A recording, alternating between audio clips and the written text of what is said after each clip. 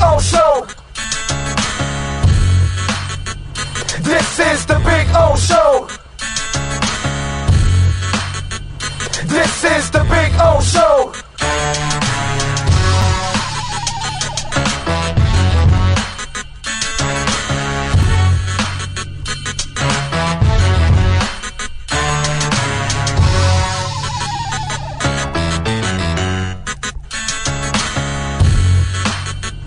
This is the Big O Show.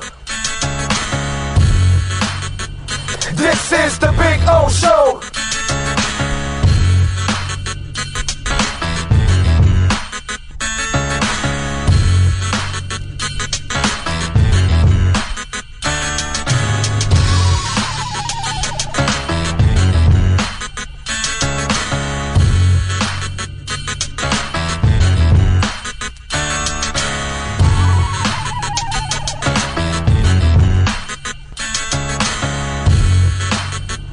This is the Big O Show. This is the Big O Show. This is the Big O Show. When protecting your family is your priority, there's nothing more important than a roof above the people you love. Call Tommy B. Butts Jr. Enterprises.com, 954-735-9826 or 954-394-1411 and ask to speak to Tommy, the owner. They specialize in all kinds of roofs, led by their highly crafted, skilled, and professional roof mechanics. All of their previous customers have an opportunity to enter their bi-weekly drawings to receive free an exterior impact metal door. Please call for more details. That's Tommy B. Butts Jr. Enterprises.com, 954-735-9826 or 954-394-1411. Trust Tommy to fortify and protect what's most important to you, your family. Welton Rayom has more than 62 years of litigation experience handling insurance disputes. They're committed to resolving even the toughest insurance claims quickly. Call them for a free consultation. 954-966-4646. At Welton Rayom, they don't get paid unless you win. Property damage claims to your home, business, or condo as a result of a hurricane, Welton Rayom can help. Water, mold, fire, smoke damage, Welton Rayom can help. Call 954-966-4646. When you move, you need a reliable company led by passionate folks, eager to assist its customers during a transitional process that needs to be smooth. Call Essential Moving Experts at 844-368-5750 for all your local and long-distance moving needs. You can rely on Essential Moving Experts. Mention the Big O Show and get $150 off. Family owned and operated, they offer free 30-day storage, full-service moving, fully licensed, bonded, and insured. Moving was never so easy. EssentialMovingExperts.com.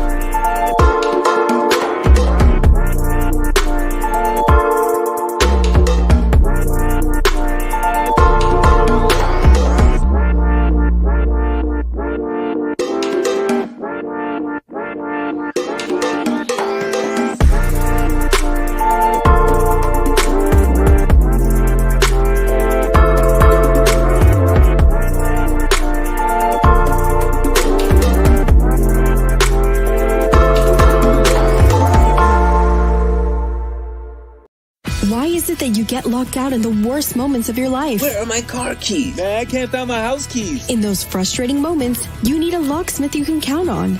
A. Lenny Locksmiths in South Florida, from Miami to Port St. Lucie. In Central Florida, A. Lenny locks it down in Orlando and Tampa Bay. Lockouts or lock changes for home or business. Car key replacements and programming all model cars. 24-hour service. Call them at 855-869-5625. Go to the website at alennylocksmith.com. Oh, great. You have a doorbell camera. Now you have a front row seat to your house getting robbed. They're breaking into my house! Ooh, there goes the TV. I'm sure it'll turn up at the pawn shop. No, not the TV! Just because you can see them, that doesn't mean you can stop them. With Slogans, you get 24-hour monitoring, a free home security system, and professional installation. Plus, free doorbell camera, one that'll actually work for you. Get out of my house! Get out of the house! Call 1-800-ALARM-ME.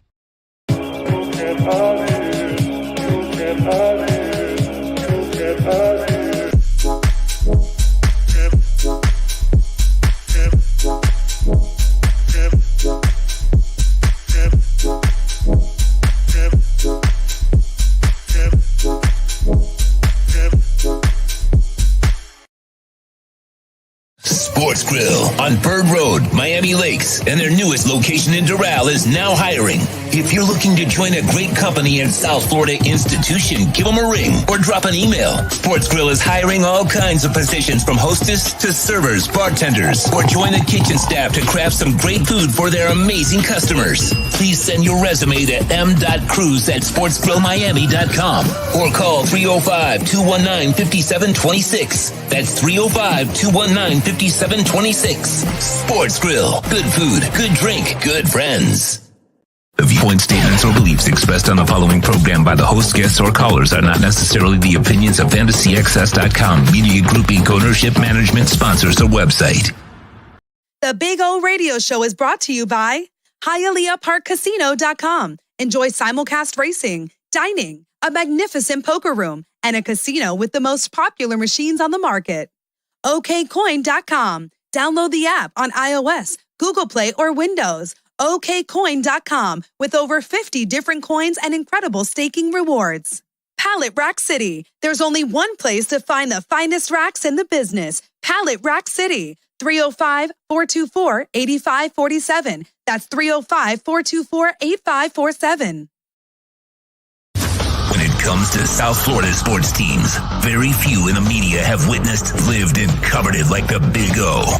Let's start the program dedicated to your favorite South Florida teams with a passion that's unmatched. The Big O Radio Show is on. Here's the Big O.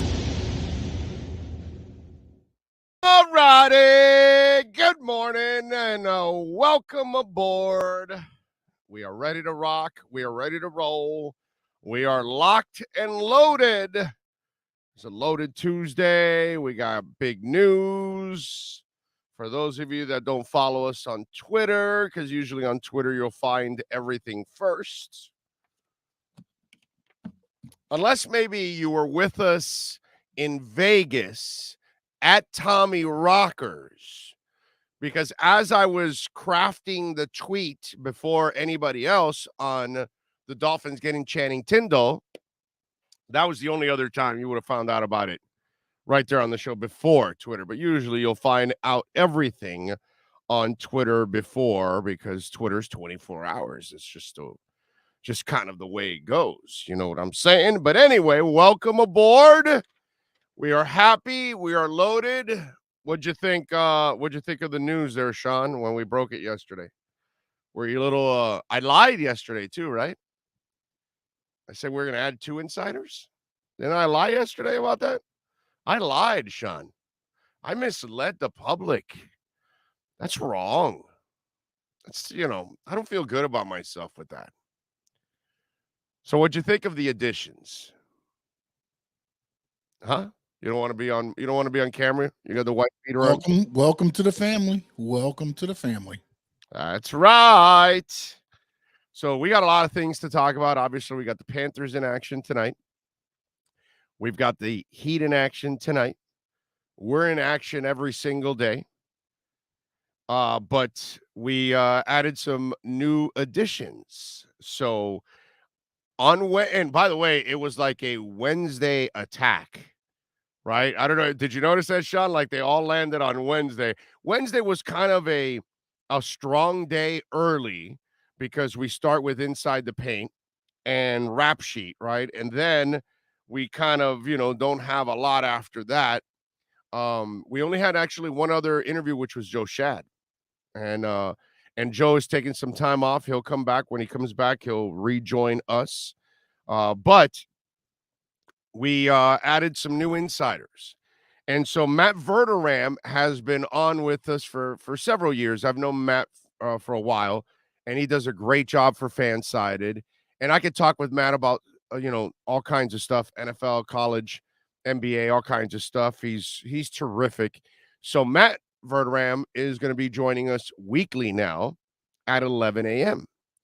So Wednesdays starting in June. And by the way, do you know what June 1st is? Do you know what day of the week June 1st is? It's Wednesday. How about that? Huh? So we're going to start off with a bang on June 1st. Maybe we'll ask Matt to come by tomorrow and join us for a little bit.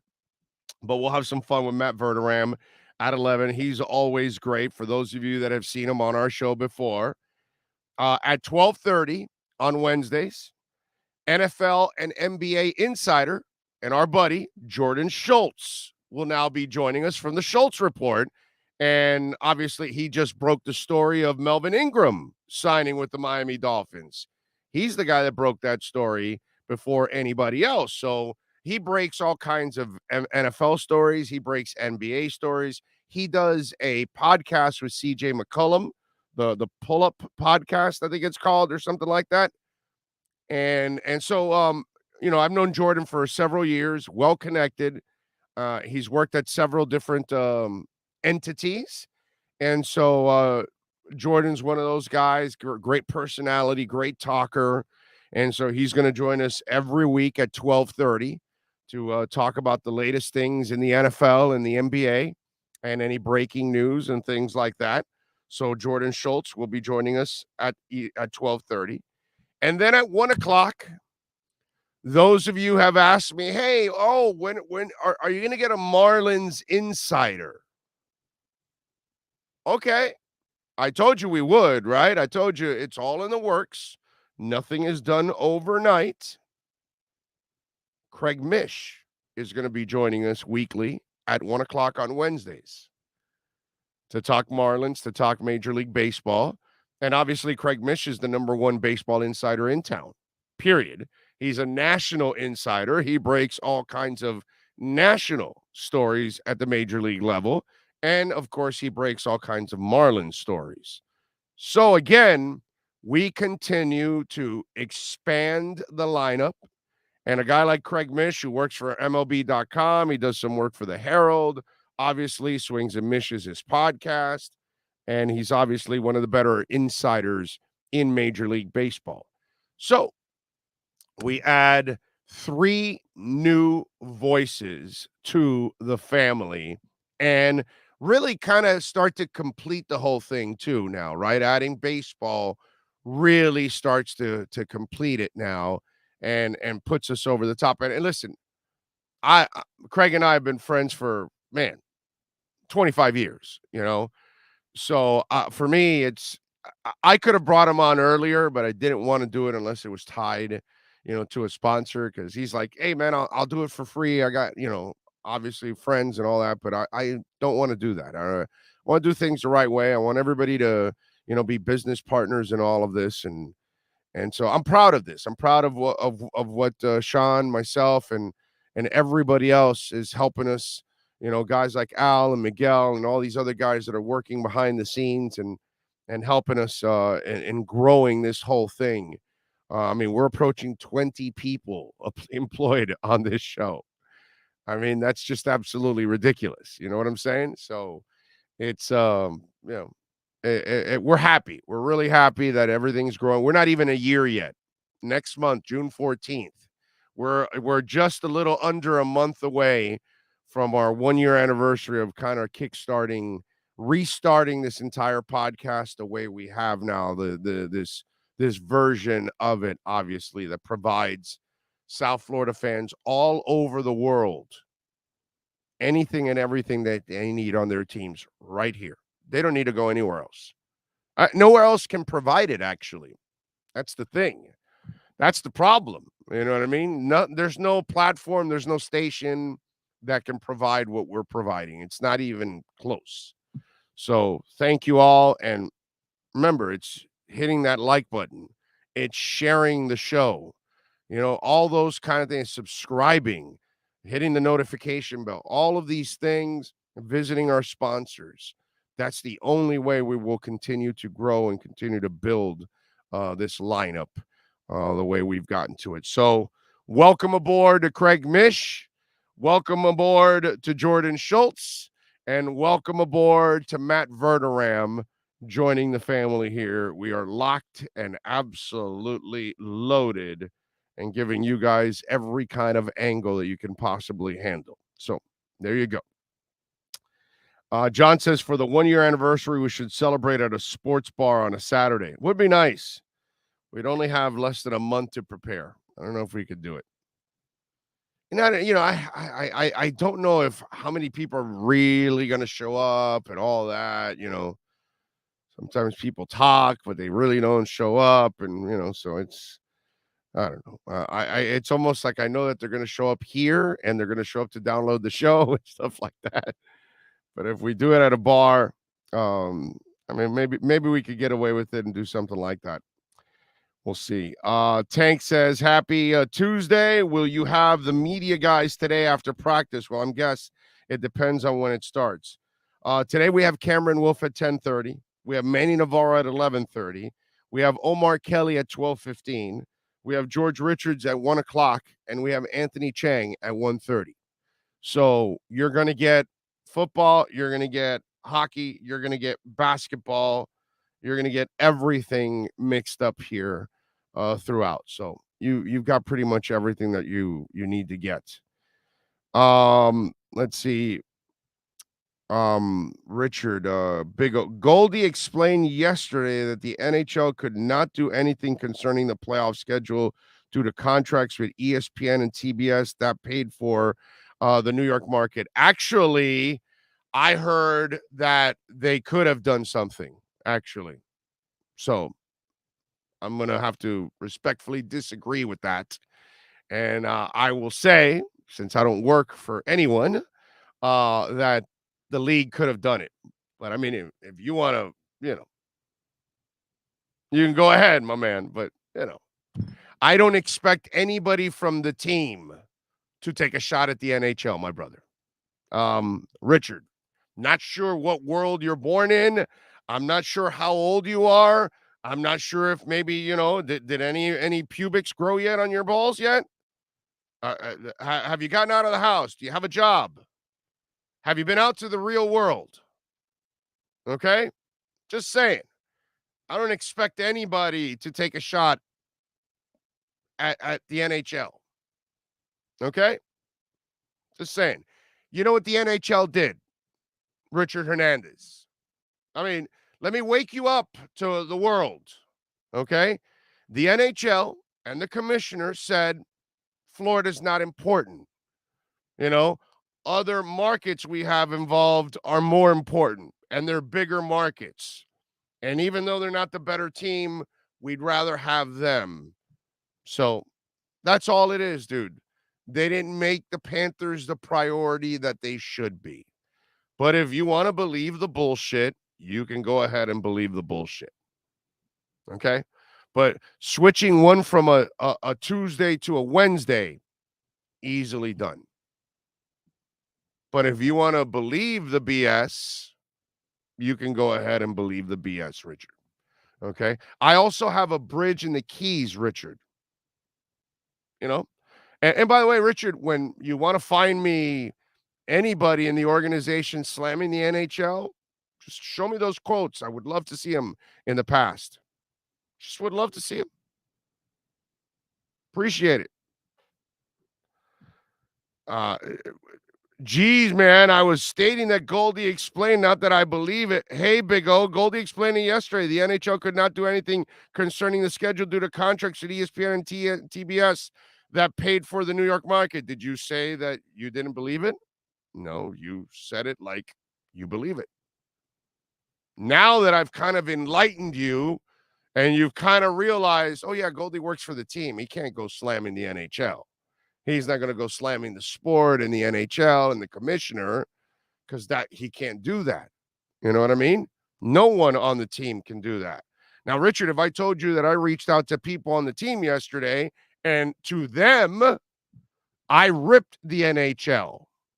And I told people on the Panthers yesterday, I told them that their effing league is Mickey Mouse. See, that's the difference. I actually tell the people that are part of the Panthers and run the Panthers how effing Mickey Mouse their league is. I did that yesterday, by the way. Made sure that they knew it. And deep down inside, they know I'm right. They can't say it. Just like, deep down inside a couple of years ago, I was the only one that had the balls to say Dale Talon needs to get fired. But nobody in the Panthers is going to agree with me. Nobody that works for the Panthers is going to agree with me. Hell, people that covered the Panthers weren't ready to agree with me. Why? Because it takes a lot of balls to say Dale Talon has to get fired. But somebody's got to have the balls. You know what I'm saying? Somebody's got to say it. The NHL could have done a lot more and help out, but they don't care about the Panthers. And that's what I told the Panthers yesterday. I said, go kick their ass. Go send a message to them that you are a priority in this league. Because they've made Tampa priority after Tampa's proven it over time, right? So here comes another Sun Belt team surprising the hell out of people. And the hockey snobs, because that's what you have in this league. You have hockey snobs, oh my God, you're not the Rangers. You're not the Boston. You're not Toronto. You're not the Red Wings. You're not traditional blood. You're not the Pittsburgh Penguins, at least. We got to give you the time of day. We got to say you're the marquee of our league. No. So you've got to force it down their throat, Richard. And that's what the Panthers are going to have to do. Panthers are going to have to kick their ass, get to the cup, maybe even win the cup, and then get back there again. And then the league says, oh, my God, yeah, no, we must bow to them and we must accommodate them. And we got to start putting them as some of our marquee teams on whatever marquee games they have. And if there's a game in an open stadium next year in the middle of winter, you better put the Panthers on it. That's what it is. It's about the Panthers kicking down the door and waking up the NHL and the commissioner and them learning to respect the Florida Panthers. But nobody on the Panthers is going to have the balls to say that because they cannot slam their own league.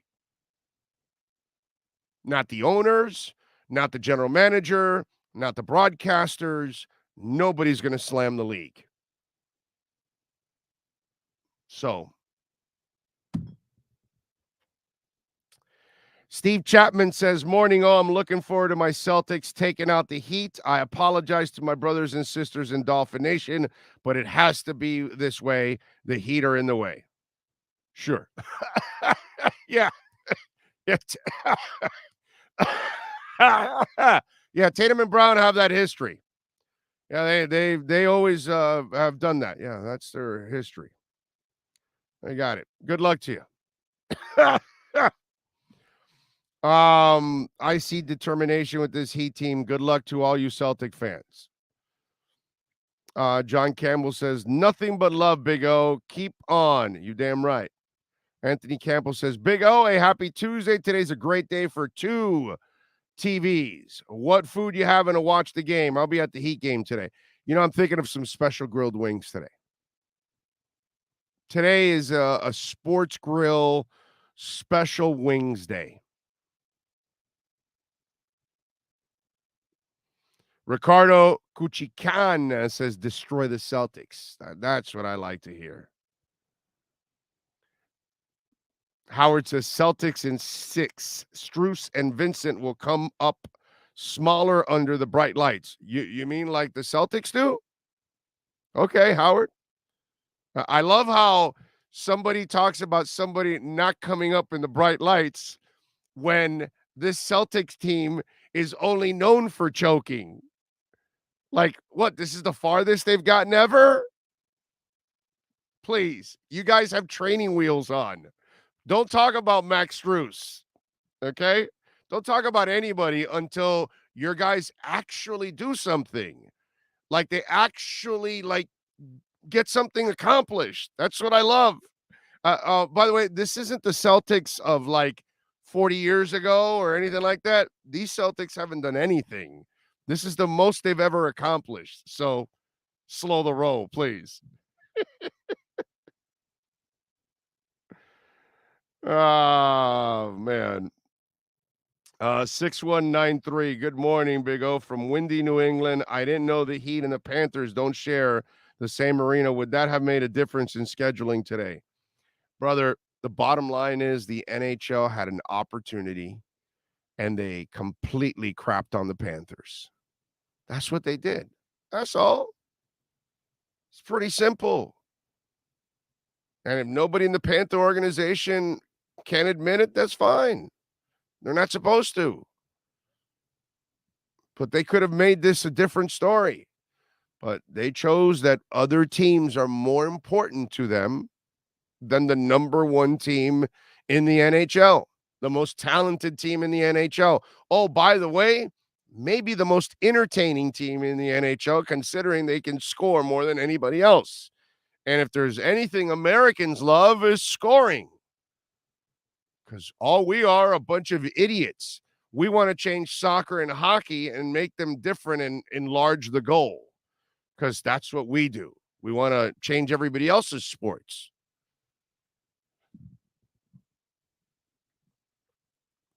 So, whatever. Let's see. Pep says, I got the Heat in 6. 2 solid rosters. Heat got the edge on the coaching side and home court. Heat in 6. No, don't tell the Celtic fans that the Heat have the edge, home court, and coaching. No, they think Red Auerbach is still there. They're treating the Celtic team like they've gone to the Eastern Conference Finals year in and year out and been to the finals a whole bunch of times. I love these Celtic fans now. They act like their team is actually like something that has a track record of accomplishment or something. It's funny. They can't even hold a candle to this Heat team. This Heat team's been to the finals. You know what I mean? And if it wasn't for injury, you never know, they might have won it. But no, these Celtics are amazing. Look at the track record they have. Hilarious. All right, so 8:30, by the way, Celtics and Heat. Heat are favored by 1.5 tonight. Over and unders 204. Celtics plus 110. Heat minus 130 tonight. No Lowry either. So if they beat them also without Lowry, that would be a nice little accomplishment for them, and not a good sign for the Celtics too. Then we've got, of course, the game that starts first at 7:00 on TNT at FLA Live Arena, and that's the Lightning and the Panthers. Panthers are favored by 1.5 goals. The over and under is 6.5 goals. Lightning are plus 140, and Panthers are minus 165 on the money line. Brandon Point, by the way, their top center, is out for this game. Questionable for game 2. That dude was writhing in pain. The only thing about hockey players that's super deceiving is they are the craziest sumbitches that exist on the planet in sports. So you can never underestimate hockey players on how injured they are, how tough they are, or whether they will come back. So I would not even be surprised if Brandon Point, as bad as it looked and he was writhing on the ice, he comes back in the second game, because that's just the way it is. I remember I'm covering a playoff game years ago, it was mid-90s, obviously, and Radek Dvorak gets smashed into the wall. He suffers a broken nose, a fractured tooth, a bruised jaw. I think it might have been also, you know what? I think also may have had a concussion. Different time in those days. You know, smelling salt, get your ass back in. And all of that. And it said, return questionable. Oh, I think he was like missing a tooth or two or something like that also. Got a tooth knocked out or something also. It was like a bunch of shit. And at the end, it says, return questionable. Son of a bitch was on the ice in the next period. And you're like, what the hell? How do you have all? And I'm pretty sure concussion was in it, which, you know, you're out nowadays. But in those days, it was like, bell rung, smelling. How many fingers? Oh, yeah, you're good. Get out of here. You know, that kind of stuff. I'm pretty sure he might have had like a mild concussion or something, they said. Seriously. Hockey players they're another breed, bro. They're another breed. Oh, by the way, can you guys tell we're here? Now, I started doing this tape thing. Okay? I asked you guys when I you know, because I have this issue for those of you that don't follow the show on an everyday basis. I ended up getting a minor cold, but not because it's like a traditional cold or anything like that. Thank the Lord. When you have Nature B, you know, you rarely get colds. But there's one thing Nature B cannot protect me from. And that's when I sleep with these two fans, like just right in my face, you know, and constantly sending me nice cold air because the AC is on, cranked up really cold. So my room is normally ice cold. That's just the way I sleep. And so I have this thing once in a while. It happens to me because I sleep sideways and I have to cover my mouth. But it happens maybe once, maybe twice a year. God, I hate it when it happens a second time. Once is more than enough in a year because I hate doing radio with the cold. If I leave my mouth open, the fan's hitting me, you know, that's it, dude. My throat seals up. I get a cold right away, and it happened to me. It happened last week. So you guys gave me the idea of the tape and that tape you told me to buy, or whatever the hell the name is. And I told you guys when you gave me that idea that I was worried about hair and stuff. Oh no, it won't happen. Oh, well, today I tore skin off my lip. Today when I took off the damn tape, it took skin off my lip. Like, you know, come on. I was worried about hair. I wasn't worried about skin coming off my lip. It's bleeding and everything. I don't know if you can still tell. I can't see it from the camera here. But it's there, dude. Like, you guys killed me on that, man. Damn it. That hurt too, bro. Skin getting torn off your lip is not fun.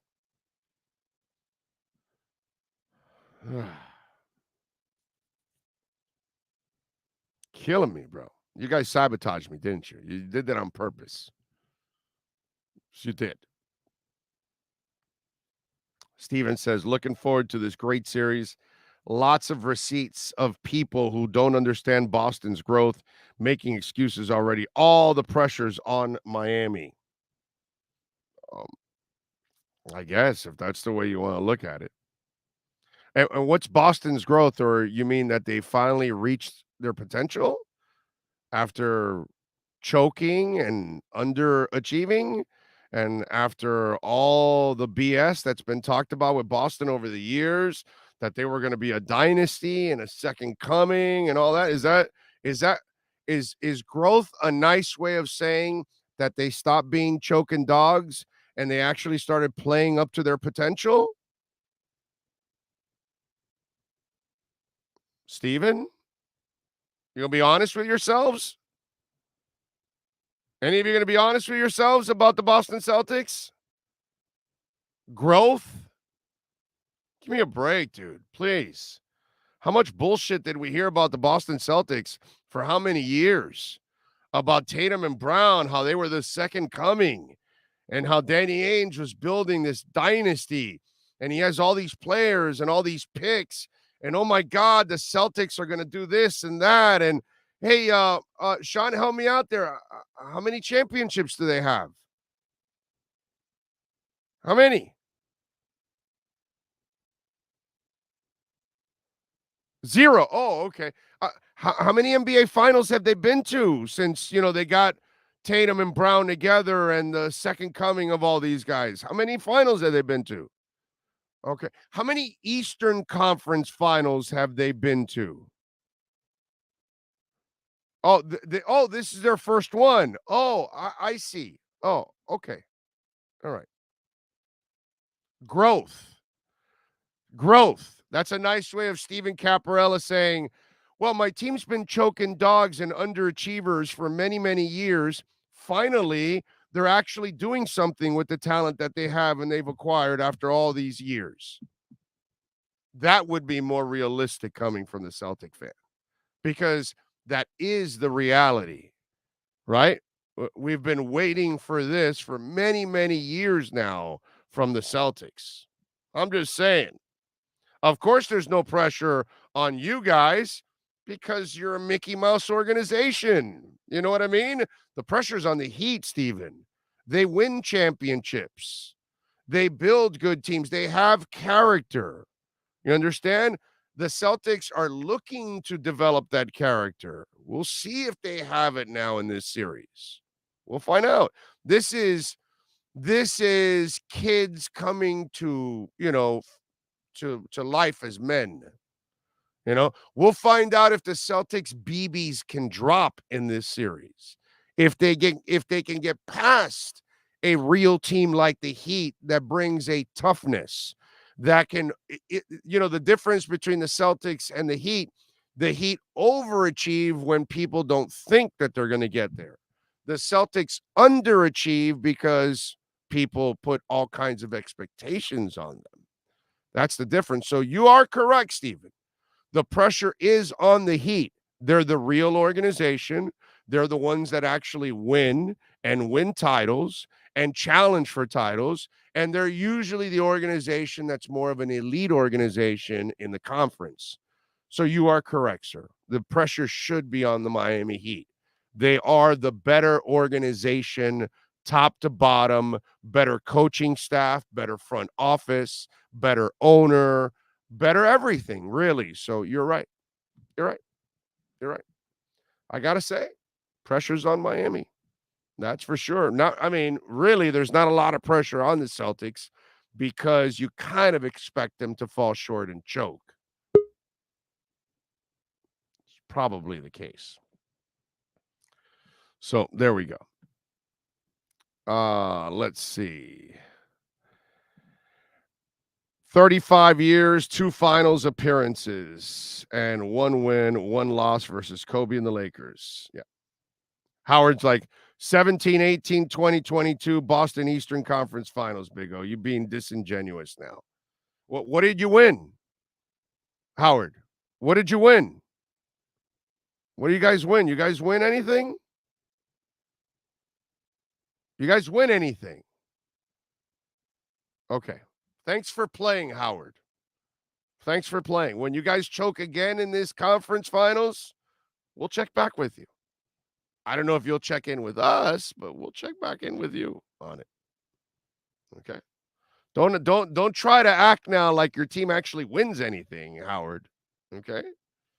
It's you guys and Chris Paul have a lot in common, All right. So Brown, Tatum, and Chris Paul have a lot in common. When we see them actually get over the hump, then maybe we'll believe it. But for now, hey, talk it up all you want, man. Talk it up. So there we go. He is ready to go. Let's talk a little football. And we can also talk a little basketball with him. Right, because, he's enjoying it now as a spectator. Cameron Wolfe and our KSDT CPA Miami Dolphin and NFL report. We unleash the Wolf Pack as we get the latest in the NFL and the Miami Dolphins with our KSDT CPA Pro Football Report with NFL Network insider Cameron Wolfe. KSDT is one of South Florida's largest and one of the country's fastest growing accounting firms. KSDT CPA is a full-service firm that also excels in crypto. Visit them at ksdtcpa.com or call 305-670-3370. Here's NFL insider Cameron Wolfe. All right. John Campbell says I could send you some special herb to blaze and forget about the lip, Big O. I don't know. You guys sabotage me because tearing out skin off my lip. That's just not good, bro. That's just not good. So I don't know, but that hurt last night or this morning. That's all I gotta say. So how you doing, Cam? How you feeling? I'm good, man. How are you? I just got a fresh cut. About to head to Dolphins OTAs in a bit. Check the boys out for the first time this spring, and yeah, it's pretty good May day. What are they? You get to see stretching and a little bit of individual. That's it. Nah, man. We get to see it all. We actually get to see really? it all. I mean, yeah, we get to see the full practice. Now, that being said, I do think that they know we're out there, so they'll probably give us some vanilla version of whatever they've been doing. But we get to see all of practice. It's supposed to be about an hour 15 minutes out there. So we get to see them practice? Throw the ball. What time? So 11:40, McDaniel is talking. And then after he talks, it's practice. So sometime probably afternoon. So probably like 12:10, 12:15, practice will get started. And then they'll probably finish up about 1:15, 1:30. Okay. All right. Yeah. So I guess we'll get Omar right in the middle of the practice. He'll be talking to us while practice will be going on, I guess, there. Yeah. All right. How injury wise or anything, nothing to report, right? I haven't heard anything. We'll see. We'll see. I think you're probably not going to see Raheem Mostert out here. He's still recovering from the knee injury. So guys who have pre-existing injuries, you're not going to see much of them. But I haven't heard any new injuries, so they should be good for the most part out there. What'd you think of the linebacker signing? I thought it was a good signing. I mean, Melvin Ingram's a guy who's been super productive in this league. I think they needed some depth at the outside linebacker position. At this stage of his career, he's probably not going to be a guy who can take on a full load. So having him in as a rotational guy, maybe playing some third downs, getting maybe 30, 40% of the snaps, I think is a really good role for him. $5 million is what he ended up getting. That's not a bad fee for a guy who's had a good pass rush production. So I think now you got a pretty deep, outside linebacker edge position when you look at Emmanuel Ogbah and Jalen Phillips probably starting, and then you got Andrew Van Ginkel and Melvin Ingram rotating in, and so you'll see some different formations where you could have maybe 3 or 4 of those guys on the field at the same time. But I think more than anything, it helps them all be fresh, and so I like the move. I think it gets another vet guy in the building, a guy who's won. So I'm a fan of that type of move. And it doesn't financially hamper them more than 1 year. So 1 year deal. So the dude's 33. He's on the last couple of years of his career, but even though his sack numbers weren't there last year, he did get some good pressure. So I like the move for them, bringing him in as a third, fourth pass rusher. What do you expect from Jalen Phillips this year? I know he talked a little bit about slimming down even more and being more of a complete outside linebacker type. Is the coverage thing something that he's working on? Is it something that what's he trying to complete, in other words? Yeah. I think he wants to be better as a run defender, especially on early downs. So you saw him last year playing a lot of third downs because he could rush the passer. If there's one thing that Jalen Phillips can do, he can rush the passer. And last year, he played about 50% of the snaps. And so you didn't realize that because he had 8.5 sacks. And so he's got the numbers that said, hey, he had a pretty decent rookie year, but he was only playing mostly pass down. So I think he wants to earn the trust that I can be down there on first and second down. I can stop the run. I can set the edge. That's a very important responsibility for edge rusher. And they can trust me on all 3 downs like they do Emmanuel Ogbah. Emmanuel Ogbah's on the field on all 3 downs because they trust him to play the run, play the pass, set the edge, and do those sort of things. So maybe you see him dropping coverage some, but I think for him mostly it's stopping the run that's going to be able to make him a more complete player. And I'm excited to see him this year. I didn't get to talk a lot about him this offseason, but I think him and Javon Holland, those are 2 guys who we talk a lot about Waddle, but if those 2 guys take a big step forward, that can help this defense, which essentially ran it back outside of Melvin Ingram, take that next step, and so I'm eager to see him. If he can be that complete player, he had 8.5 sacks last year. There's no reason why he can't be a double-digit sack guy. And so he can be a double-digit sack guy. Now can he be a complete guy? Because a lot of times last year they didn't run towards Ogbah. They ran towards Jalen Phillips when he was on the field. So I think that's something that he will have to get better at.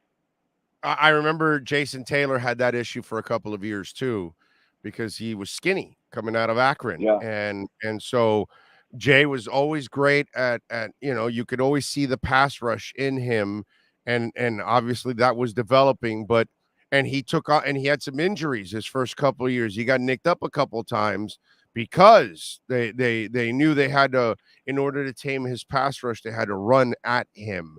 And then eventually, tall and skinny like that, he got strong and he was able to push guys aside and ragdoll them a little bit, which were at times you were like, damn, dude, it's not like he's like Mr. Thick, So Jalen's got to find that Taylor magic that you don't need to bulk up. You can get stronger and keep your flexibility, because I think that's what Jason always wanted to maintain. Taylor always wanted to maintain that amazing athleticism that he had, that he can do whatever the hell he wanted on the damn field.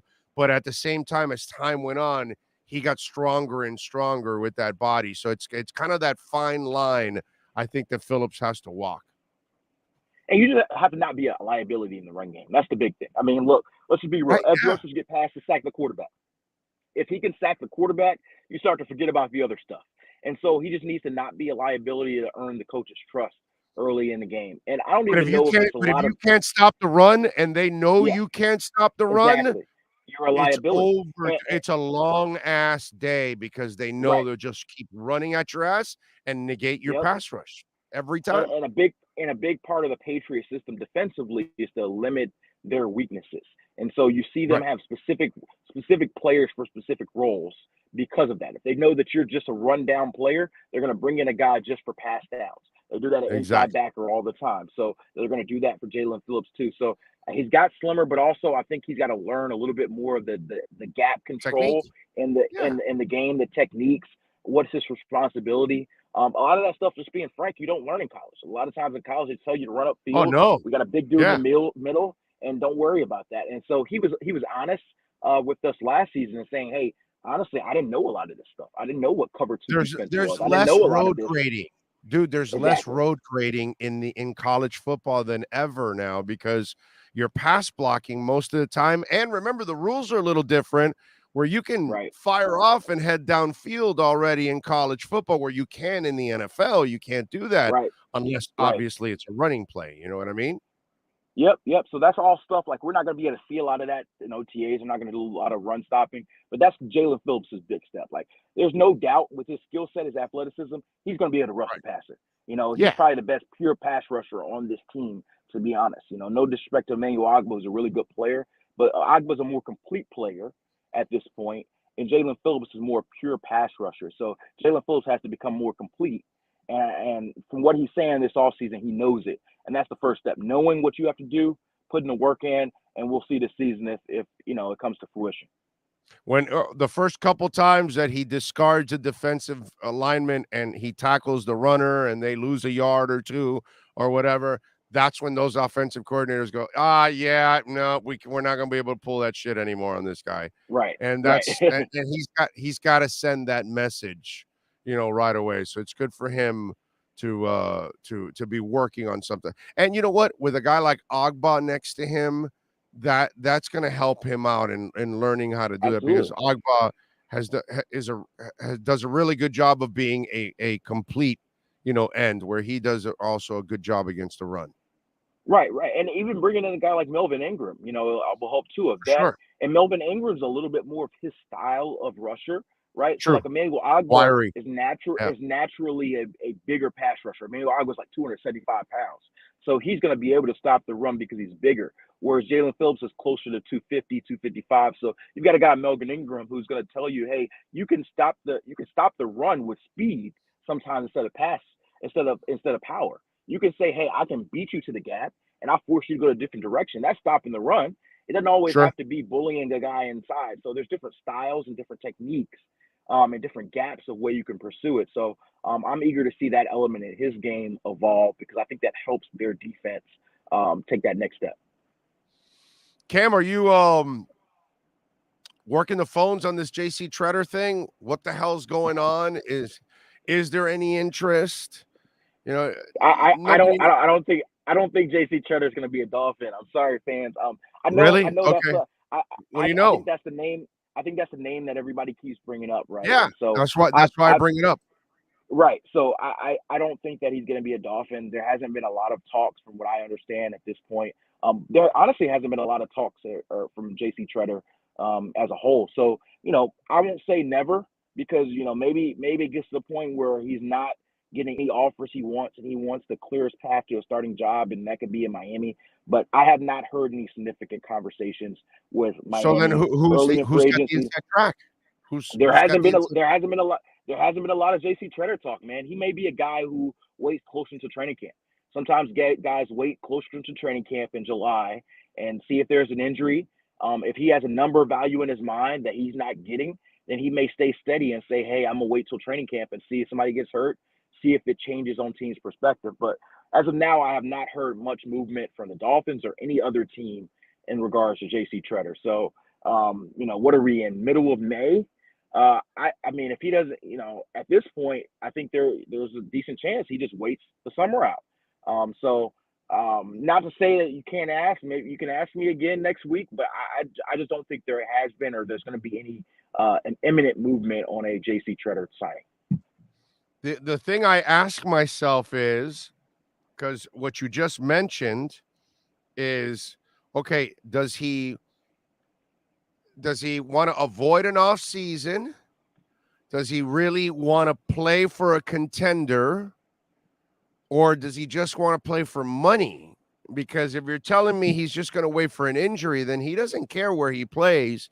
He's just trying to find a desperate situation to extract as much money as possible.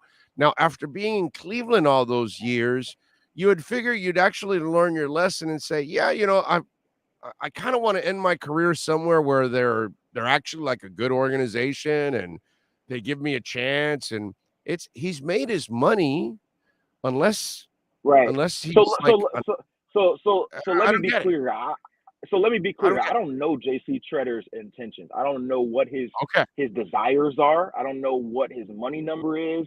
I don't know exactly what his time frame is. Right. It seems like nobody knows anything about JC Tretter. So the JC Tretter situation is everybody asking about the Dolphins. And trust me, the Dolphins aren't the only fan base. There are other fan base probably asking, hey, JC Tretter, are we going to sign JC Tretter, right? He's the big name that's still out there that makes sense for a lot of people, especially because offensive line is hard to fill. I'm just telling you, I have not heard, I have heard the Ingram buzz. I had heard some different buzz for different Dolphins players that they've signed. And maybe all of a sudden they come out of nowhere, or JC Tretter takes a salary that's lower than what he wants, and maybe he's a Dolphin. But right now, I have not heard any buzz. JC Tretter to the Dolphins from what, March, when free agency started, up until now. He's the guy I have not heard. I mentioned a lot of different names. I've not mentioned JC Tretter because I've not heard it. And so maybe there's something going on and I just don't have any idea. It's not the first time I've been completely out of the loop, but I usually have a good ear to it. And I have not heard anything imminent on JC Tretter to the Dolphins or elsewhere. So maybe, like I said, I'm just guessing. Maybe he's waiting for a salary. Maybe he's waiting for this and that. But a lot of times in my experience, if a guy is still on the market by middle of May, a lot of times they wait until training camp because the offer is not there. So Melvin Ingram, remember, he worked out here a month ago, and he didn't sign immediately. He probably was shopping out to try to see what his offers were. And ultimately, he realized whether the Dolphins came up, I don't know, or whether he just took what their initial offer was. Eventually, as you're a vet, you got to say, hey, do I want this number or do I not? Yeah, but that was a second go round. That's a second go around for Melvin because he was here last year too, and they didn't sign him. Remember? Right. So this exactly. Yeah, with this guy, it's like the thing is, I haven't seen anybody. It's not a you thing. Nobody has given us any insight on JC Tretter. Nobody knows what he wants, what has been offered, what team's interested, what team's not interested, what's he interested in. Nobody knows jack crap about what JC Tretter is, where he's at right now. Nobody. And sometimes for players, it's quiet like that. Like sometimes guys are really internal with their stuff. You know, a lot of times we live in an industry where agents talk, where teams talk, but sometimes there's not a lot of talk. Maybe sometimes maybe it's the player slow playing. We don't know what's going on in his life. Maybe he's slow playing, or maybe there's just like, I know it's weird to say, but sometimes there's just not a lot of interest. By the way, who's his agent? Who's his agent?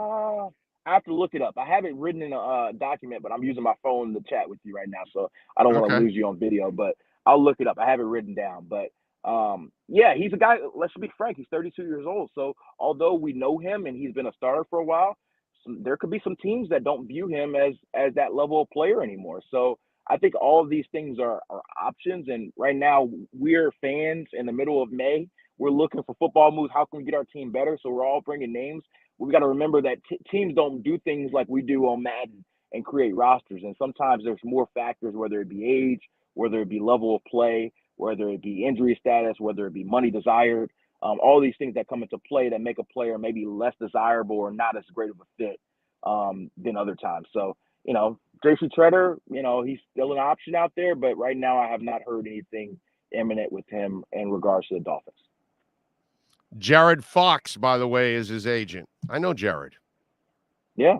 Sports Star NYC. That's his. I know Jared really well. I've known Jared for, since he's young, actually. Although he's getting some gray hair. Hit up Jared and ask him where JC's going.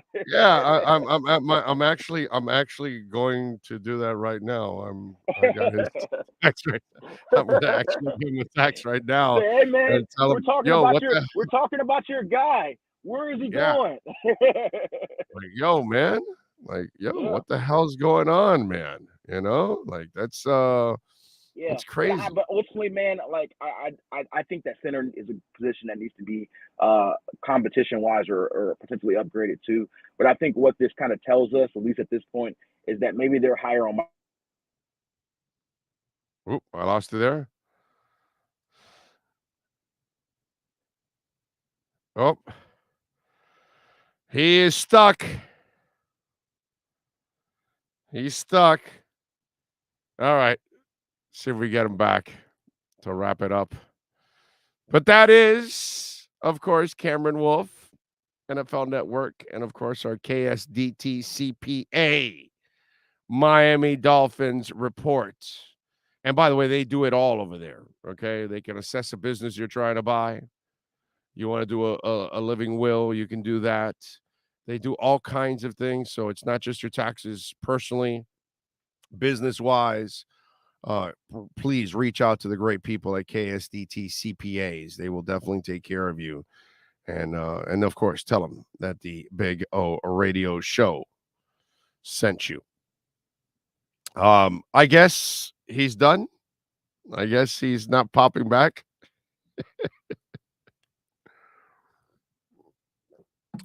All right. Well, let's wrap it up. That is our KSDT CPA Miami Dolphins report.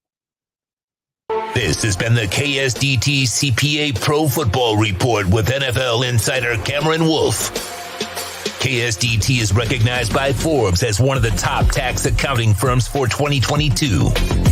KSDT CPA is a full-service firm that also excels in crypto. Visit them at ksdtcpa.com or call 305-670-3370. All right, there it is. Trying to craft a text, by the way. I didn't know Jared was his agent, so I know Jared pretty well. So I'm gonna reach out to him just to see what the hell he's got to say. You know? So let's do this. Sean, give me 1 minute here. Let me finish this and send this out and continue with the show. 1 minute, ladies and gentlemen. Give me 1 minute.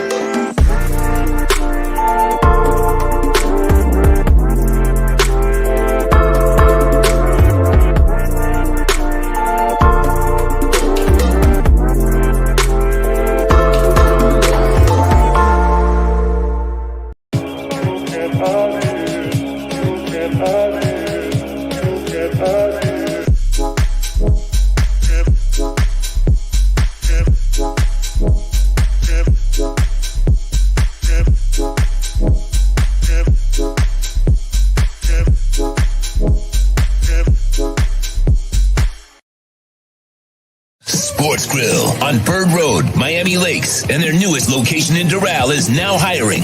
If you're looking to join a great company and South Florida institution, give them a ring or drop an email. Sports Grill is hiring all kinds of positions from hostess to servers, bartenders, or join the kitchen staff to craft some great food for their amazing customers. Please send your resume to m.cruz@sportsgrillmiami.com or call 305-219-5726. That's 305-219-5726. Sports Grill. Good food, good drink, good friends. All right. Okay. By the way, a couple changes for tomorrow. Inside the Paint tomorrow will be 10:30 to 11:30. Okay, because we have a later show today. Ira will be working late, so we're going to start a little later on the Inside the Paint. Our show will start off like normal at 10 a.m. actually tomorrow, and I'll get to sleep in a little bit.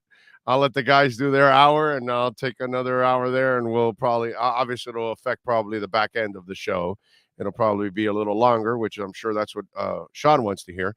But anyway, so the boys are going to do a little later. Remember, we have Ian Rappaport at 10:10. Okay, so I just reached out to JC Tretter's agent. I'm talking and in all transparency with all of you. You know, I told him what's up and whether it's on the record or off the record. So if he tells me something that I can't say, I'll tell you, hey, I talked to him, can't say, and I'll tell you what I can say. So, you know, I got to give him that option because obviously I've known him for a long, long time. So let me check it out for you guys and see what the hell is going on with Tretter. Because it is just nutty, man. It's a hell of a story. And bless him, man. If he has options and he can just wait it out now, man. You never know. You really don't. Let's see. What do we have here? Dude, your crypto commercial is the most enjoyable with that music. LOL. And what an opportunity, man. I just keep loading up on that Bitcoin right now. And loading up on some Polkadot. Although Polkadot's gone up to $11, I was loading up more when it was like at 8 and 9 a lot. A little Kusama. Been getting some ApeCoin in the 7-8 range. Been getting a lot of Cardano. Oh my God, Cardano where it's at now. I just think that there's going to be so much regrets when people pass up Cardano and people that have sold out and have left because Cardano and V-Chain are two that, in my eyes, are going to be incredible monsters down the line, right? And what I love is, V-Chain's been at 3 cents and 4 cents. I've been loading up on the V-Chain now, 3 or 4 cents now. You know what I mean? It's like I had a ton at 5, 6, and 7 cents. And now I've been loading up on the 3 and 4 cent. You know what I mean? And for me, it's just one of those things. And the same thing with Cardano. Cardano, I had it in the low 90s. Now I've been collecting it in the 40s and the 50s and the 60s too, cents, and staking it at 4 and 5%. So you can stake it at 4% there at OKCoin right now. And it's gone up to 5 at times at 4.58, 5%. It's even got higher than that. But to me, it's that saying that when there's blood in the streets, that's when you make money. And that's kind of where it's at. The markets are all down, man. And if you are blessed that you have a little extra discretionary income that you can invest and you can let it sit there, then these are the opportunities of a lifetime, that you're getting Bitcoin very cheap, that you've gotten Ethereum. Now it's over 2,100, but it was right around 2019 something. Great time to load up on Ethereum. Ethereum is going to explode. And then all these other altcoins. Now, it depends on the good ones, obviously, the ones that are really good companies moving forward, and the good companies that will survive these ups and downs. And Cardano is incredibly strong.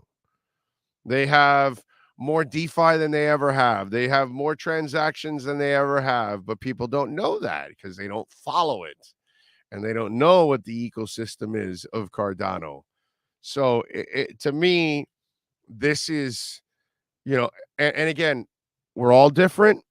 We all look at things however, we want to view them.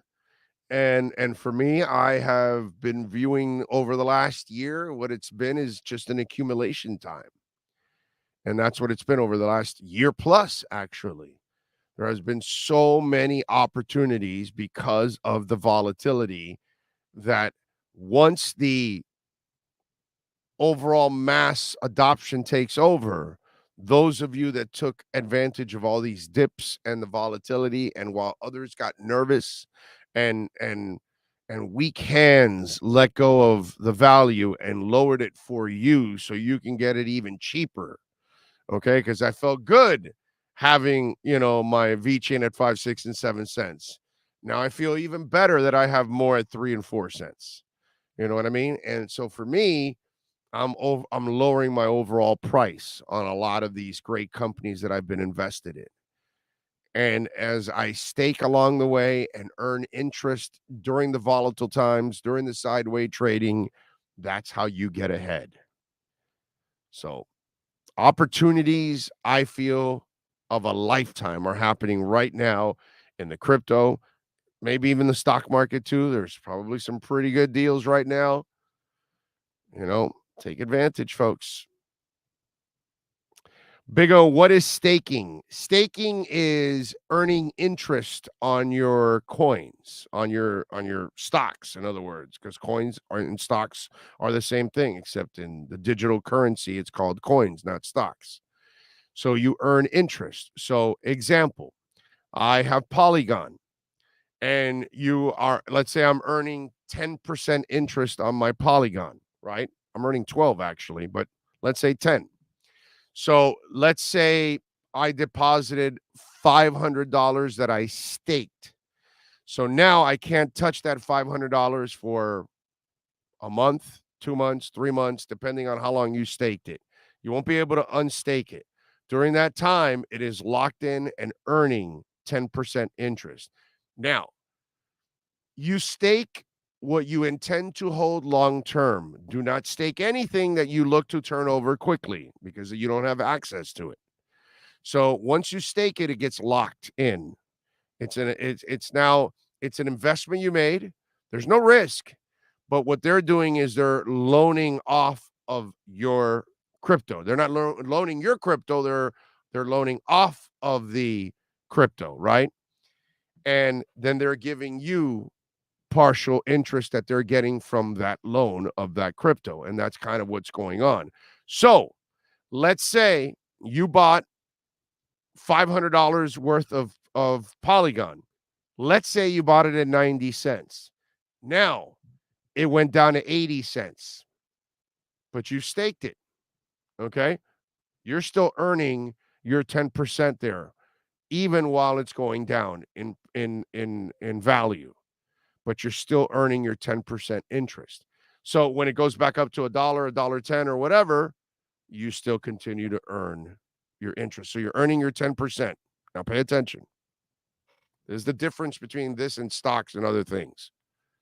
Okay. So now the interest that comes in, once you get unstaked, you grab that interest and you put it together with what your $500, and let's say whatever it is, a couple of dollars, you restake it. So now you're restaking the total that you invested initially plus the interest, and you're earning interest off of that.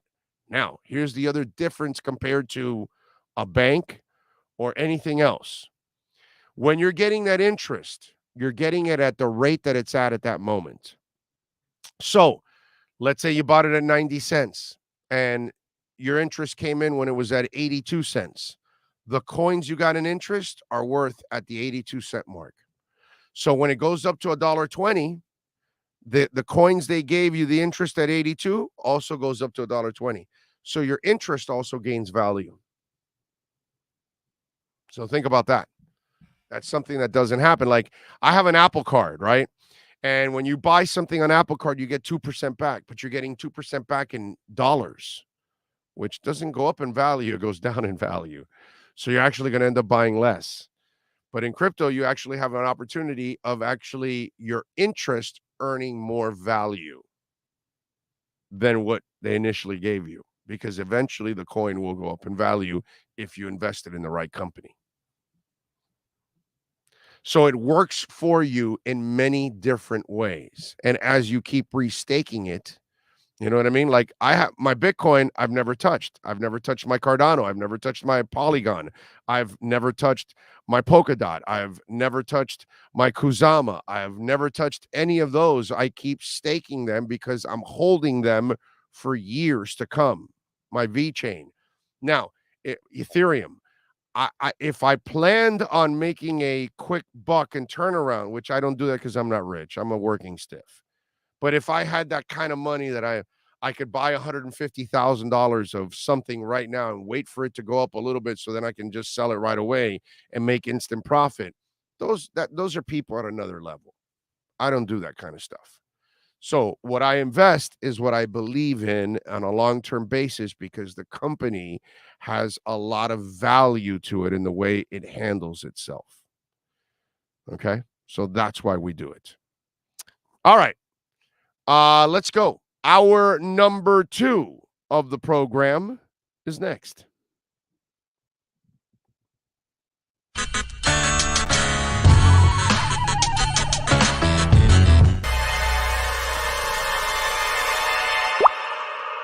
What? Oh, look.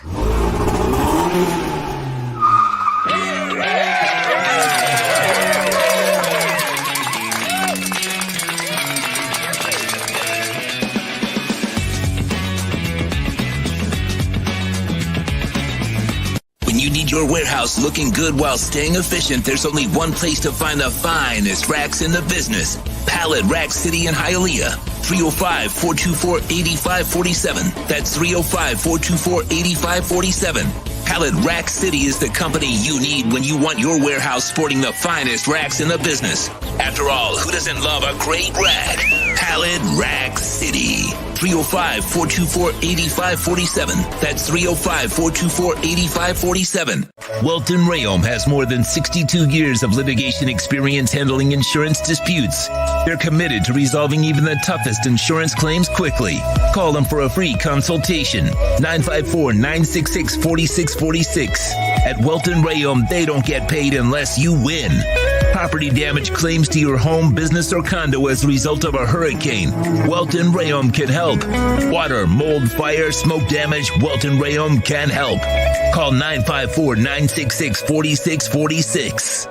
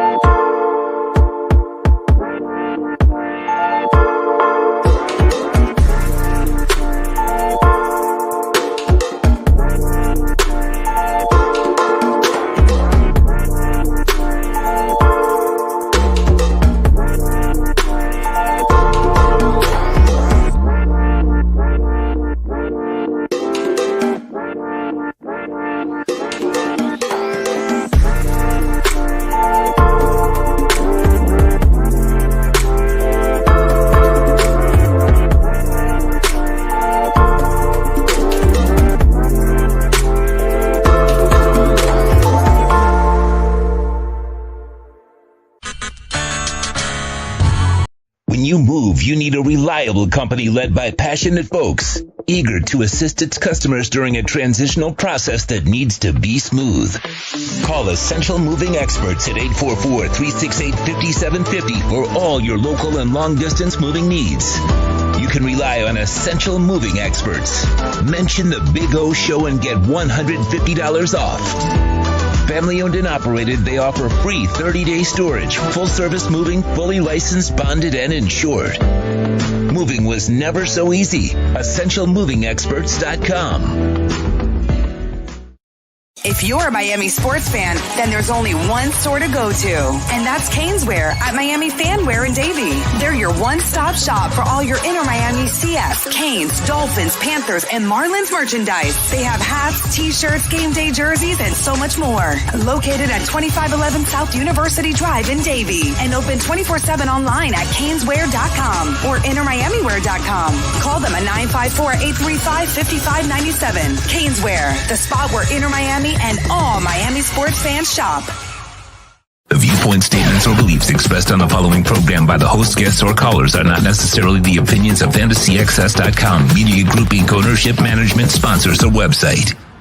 The Big O Radio Show is brought to you by Caneswear. Go to caneswear.com, where all orders over $99 get free shipping. Sloman's Total Home Security. Protect your home with the best in the business. 1-800-ALARM-ME for the company serving America for nearly 100 years. 1-800-ALARM-ME. Tommy B. Butts Junior Enterprises.com. Licensed roofing contractor. 100% financing is available. Go to Tommy B. Butts Junior Enterprises.com. When it comes to South Florida sports teams, very few in the media have witnessed, lived, and covered it like the Big O. Let's start the program dedicated to your favorite South Florida teams with a passion that's unmatched. The Big O Radio Show is on. Here's the Big O. Yes, sir. There we go. New York City has raised its COVID-19 alert to high. Damn, dude. All right. Anyway, let's see. What else do we have here? I just saw that come across the one of the wires there. All right. Bitcoin and other top coins are on huge sales right now. If nothing else, throw some money. You don't immediately need down. Better use of your money than betting. Probably. You're right. Eric wants to bet money on Miami winning over the 8.5, which I like that. But injuries can alter any season. So watch out. Watch out there. I bet it, Eric. I'm with you. Just don't go betting the house on that. I'd bet the house on Ethereum, but I don't know about anything else. I just bought more Bitcoin and Polygon because you, Big O, for making me buy more crypto. Such a crypto hype man. Well, you did good, my brother. Bitcoin went down a little bit, actually. It was like in the mid 30s. Now it's like 30,200. So I went down a couple $100, but it's actually held stronger than I expected. It's considering all the crap going on all over the world. It is actually held really, really, really, really, really, really strong, man. And we keep waiting for the bottom, and you just never know when the bottom is. And anybody that can tell you they think that they know when the bottom is and all that, they don't really know. But eventually when it does, or there's going to be a bounce, and it's going to be a beautiful bounce, man, because there's too much Bitcoin coming off the exchanges. Too many people are buying. It's funny because all the people buy. Look, even when Luna went down and they ended up having to resell 2.6 billion, which is the reason why you had the flash crash down to 25, it went right back up to 30. And it takes a lot of money, and that just shows you how many people are waiting to get it at a price, and then they scoop it up, and they scoop it up, and they scoop it up, and they scoop it up. And that's what's going on. And those are the smart people, man. You know, whether it's Cardano. And yes, I have SHIB because some of you are asking about SHIB. But, you know, SHIB is not, I don't look at SHIB like I look at Ethereum and Polygon and Cardano and Kusama and Polkadot. You know, these are amazing investments. Avalanche is an amazing investment. I can't buy enough Avalanche. Okay. You know what I'm saying? I just can't buy enough Avalanche as much as I would love to buy millions in Avalanche because I know that thing's going to explode. But that's just the way it is. You know, I like SHIB. I have SHIB. I have plenty of SHIB. But, you know, I'm not going to tell you to invest in SHIB like I'm telling you about the other ones, you know. And I've made money on SHIB already. But I'm not going to tell you, you know, about SHIB the way I look at VeChain, the way I look at some of my other investments that I take incredibly seriously.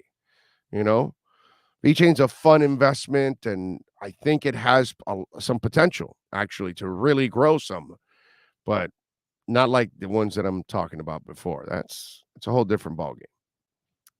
Big O, I won an NBA Coach of the Year recount and award to go to Coach Spo. Miami doesn't get that respect, man. They don't get it as an organization. They don't get it as Spo. They don't get it for players. That's why it's funny because Vegas has them favored, but a lot of people, they like the Celtics, man. They like the Celtics for a lot of the reasons that some of our Celtic fans were chiming in earlier, because of their reputation that they've never earned. You know, it's like they've been awarded the second coming, and we've been waiting for them to be the second coming. That Tatum and Brown were going to be this great, you know, dynamic duo, and they're pretty damn good, by the way. And I give Tatum, I give a lot of credit, bro. He has grown up a lot, but they have yet to really get it over the hump and be that team that not everybody, but a lot of people are talking about. So a lot of people think that Celtic team is there now. And so Miami doesn't get that kind of love and respect. But that's all right, man. The interest on the crypto is going up. My brother, it's one of those things that it's just eventually, as people get educated and they figure it out and they put one and one together, they will understand that your world will be affected by this drastically in everyday life. And young people are going to be the first ones that are going to be adjusting to it. And then it'll take the older generations to get adjusted to it. People my age are terrified of crypto because they have no idea what it is. So that's all it is. It's just part of our process in life, and we have to adjust to it. You know, people got afraid of fire. They had no idea what the hell it was. They're afraid of the internet. They have no idea what it was. A fax machine. Oh my God. A mobile phone. Oh no. We're going to the moon. Oh, you know, this has gone on forever, man. Forever. You mean we can teach a pigeon to fly from one place to another to deliver a message? And then they did it. It's been like that forever. Oh, the Wright brothers. Those guys are nutbags. They're going to fly. Only birds can fly. It's just the way it is. It's always been like that in life. And it's a shell shock. Change is a shell shock. And eventually you face it, and eventually you have to adjust. And you no longer are turning the thing. No, there's actually a remote control. Oh, you mean there's no more dish anymore outside my house? Oh, it's a cable. Oh, wait a minute. No more cables. Now it's what's it called? A platform, an app. Oh, everything's an adjustment, ladies and gentlemen. It's just the way it is. You went from the big wheel to the green machine. And, now that was an adjustment that was pretty cool, right? Because we ended up getting that the stick that you were able to go sideways and all that, So the green machine was like a welcomed adjustment in life.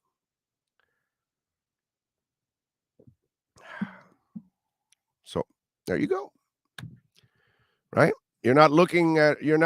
Although they do play record players now, but you went to a cassette deck. Right? Well, you went to an 8-track, and then you went to a cassette deck.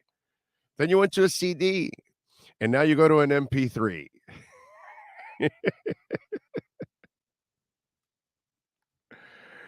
It's all life, man. It's just the way it goes, ladies and gentlemen. Thievery is running rampant. How do you protect the crypto? The companies that you're dealing with seem the ones that take the coin. No, they don't actually, Q Susie. You can actually put everything if you want on your on a hard drive, on your own, on a cold wallet if you want, and nobody will touch it, and you can control all of your own crypto. The Terra Luna thing, I mean, that happens. Enron, whatever. I mean, it happens. You're going to have good projects. You're going to have bad projects. You're going to have projects that go awry for one reason or another. And the Terra thing was kind of sabotaged by others, but whatever, it happens. And this is and something new you're going to live and learn. And there are things that are going to be adjustments. And that's just the way it goes with new technology. But that doesn't mean that because of that, you live an unafraid life, Susie. So if you choose to live your life afraid, then you're never going to advance. Mistakes are going to be made. Unfortunately, that's just the way the process goes. And that's been going on forever in life. You have good businesses and you have bad businesses, and you invest in a business that goes under and it files Chapter 11, or it didn't have good, a customer service, or you didn't cook the food right, or for whatever reason. And that's been going on in life forever. You buy good stocks, you buy bad stocks. You buy good coins, you buy bad coins. You invest in good businesses, you end up investing in a bad business. That's life. That's life. And, stable coins, the interesting part, okay, algorithmic coins are not something that is yet proven. So that's why if you listen to me in the past and you've heard me, what do I always tell you? USDC, USDC, USDC, USDC, USDC. Why do I tell you always USDC stablecoin? Why? Because it's backed by the dollar. Because they have literal dollars behind it. So every coin you buy is a dollar. So the algorithmic coins that they have out there, and there's several, well, they're depending on certain things in order to keep it stable. Yeah. They haven't figured that out yet. When they do, then maybe we'll have something at that point. But right now they haven't. So don't invest in algorithmic coins. Do your homework. That's why I've always told you, if you listen to the show, if you have to have your money on stable coins, USDC, USDC, USDC. Always. And that's where you got to go. But again, it's how many times, Sean, how many times do I say do your homework when I talk about crypto? Like every time, right? Every single time I say do your homework. Read up. Find out. Every time. Problem is, people want to invest and they don't want to work. I mean, look what's gone on in the last 2 presidents. Some of you. And God bless you, man. If you were able to get away with it, I don't know. I know I didn't. I haven't stopped working. Not one day. Not one damn day. I never stopped working. And I never took 1 penny from the government. Don't leave your crypto in exchanges. They can disappear tomorrow. And if you didn't withdraw, no, that's not true. Exchanges don't take your money, bro. Coinbase doesn't take your money, and Crypto.com doesn't take your money. OKCoin doesn't take your money. Voyager doesn't take your money. Gate.io doesn't take your money. All right. eToro doesn't take your money. That's a lie. So, again, that's also the problem. Since less than 5% of the world actually knows about crypto, we have 95% that have no idea, and people like Mike who just say stupid shit that is not true. It's just not true. Established exchanges do not take your money. Now, if you want to go try Pepe's exchange somewhere, I don't know. I mean, that's, again, do your homework. But if you're actually going to go to a legitimate exchange, you'll be fine. Trust me, you'll be fine. But I don't know what he's talking about, because that really is not the case. You're dealing with a respectable place, you will have no problem. Your money is safe in OKCoin. Your money is safe at Crypto.com. All right? Your money is safe on Voyager. I've worked on all those and have money on all of those, and I've never missed anything. So, get out of crypto while you can. Don't be a bag holder. Exactly. I know. Don't be a bag holder. You might end up actually, in front of everybody else, including Joe Barton. Let's see what else. Some people were forced to stop working. That's just a way. Yeah, that's true. That is very true. But I'm not talking about people that were forced to stop working. Did I talk about those people? No. I talked about the people that rigged it so they didn't have to work. And you know who I'm talking about. Everybody knows somebody that was kind of, enjoying the high life. You know what I'm saying? Come on. Don't play that game. You all know. Oh, I'd be remiss if I did not mention also the passing of Gus Machado. Passed away at the age of 87, a legend here in South Florida as a Hialeah kid who went to Hialeah High and lived right off of 16th and 46, right behind the Heathkit. And the Heathkit was right behind Gus Machado Buick, I believe. That was Buick, because Ford was in the corner on 12th, right across from Playworld and Hardee's. And I saw and I read where he passed away at the age of 87. And I know, obviously, business-wise and all that stuff, that Craig's in Acura Pembroke Pines is proud sponsor of ours and all that. But this is a man that has been, a rock in our community. He did a lot of philanthropic things also to help a lot of people. So I know Machado was a good dude overall, and obviously built up a monster there in Hialeah and employed a crap ton of people for decades now. So he also created, as a local businessman, this is one of those men that gave back to our community and employed a lot of people, man. And you got to give anybody props that has been in our town that long and created a couple of empires himself and helped a lot of people get through life. So rest in peace to Gus Machado and his family. You will be missed, sir, and you are respected for what you have accomplished in life, which is incredibly impressive, man. So rest in peace, Gus Machado. Definitely a legend. Let's see. What else do we have here? Marlins, they won yesterday against the Nationals. Nice job. Remember, we told you yesterday the panacea for the Marlins was coming in the Nationals because the Nationals are one of those few teams that are actually worse than the Marlins, and the Marlins have an opportunity, and sure enough, Alcantara, 8 innings, 1 earned run, 3 hits, 5 Ks, 2.49 ERA, and a 3-2 mark with the win. Jazz Chisholm went 3 of 5. He's batting .303. Garcia hit his third home run, a solo in the second. So tonight, it'll be Cody Poteet at 6:40. Now, the guy from the Nationals is named Joan. You can't lose to a dude named Joan, right? Joan Aiden. Or do they call him John, but it's spelled Joan? I don't know. But it's spelled Joan. I don't know, man. You can't lose to Joan.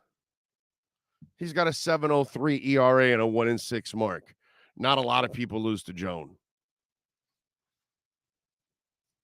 Just saying. I mean, if this is the 70s and you go back to the dugout, we're ripping you. Dude, you just struck out against the Joan. And if it was fast pitch softball, we'd understand because those ladies will make you look stupid. Okay? But this is a fast pitch softball here. This is the majors. You can't lose to a man named Joan. I'm just saying. Is there shame, Sean, in losing to a man named Joan? A little bit of shame, some shame, a ton of shame. A little bit of shame? Okay. So Sean agrees with me. There's a little bit of shame. Oh, did you get out of Luna on time? No, I have a little bit of Luna. I didn't have much Luna. So I'm not one of those that's, oh my God. What I did was I bought a whole bunch of Luna when it shorted out. And so if it does go up, I can sit on it and all that. But I'm not one of those that really had much Luna. No. So I didn't really, it's not something that affected my life. Thank God. Oh my God. Yeah. So, Big O, you purposely mispronounce Alcantara's last name. I don't know why. The N is not, it's not pronounced.